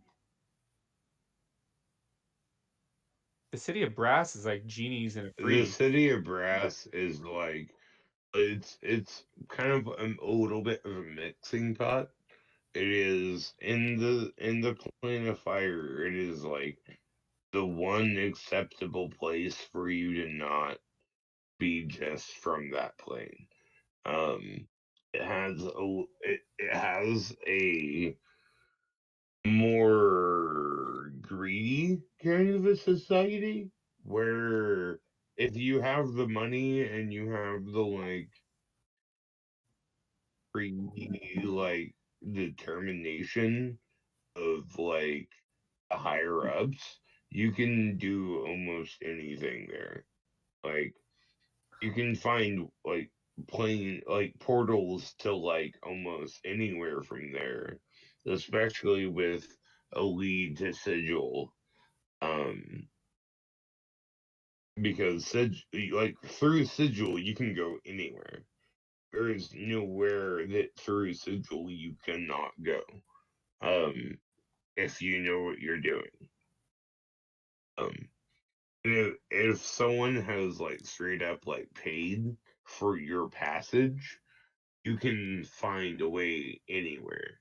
So like if you're trying to find your way home, like finding a way to the material plane sometimes can be more expensive and sometimes be cheaper because sometimes like it's not that big of a deal to go there, but also sometimes it's like we know it's desperate for you to go there. And if someone like that has some establishment has pre-made that path, you can just go there. It's not even a big deal.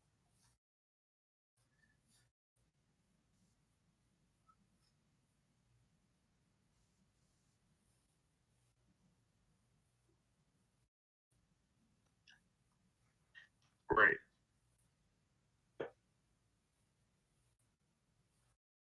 But once again, if you want to like lean into your character your character's personal curiosity, you could get into a particular zone, right? Say like you go to Sigil, and then you're like, you know what? I've always wanted to know what the Feywild was like, or I always wanted to know what Shadowfell was like. The way that our whole group is set up, you could say your character went that particular route, and you could, ask, "Hey, I would like a game where we go this particular route."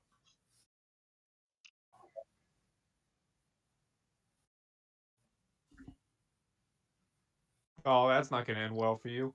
Oh God, why would you do that? Elisa meant us to come over and hit you in the head. Devils are lawful. They have to. They will, That devil is gonna screw you over. Good. I don't think gold is bartered with devils. That is your soul. Well, that is correct, but says every Boulder's Gate ever. Said every Boulder's Gate ever.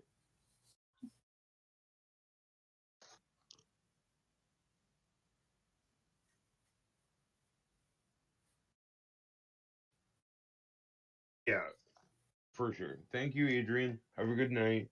I hope everyone had a good time.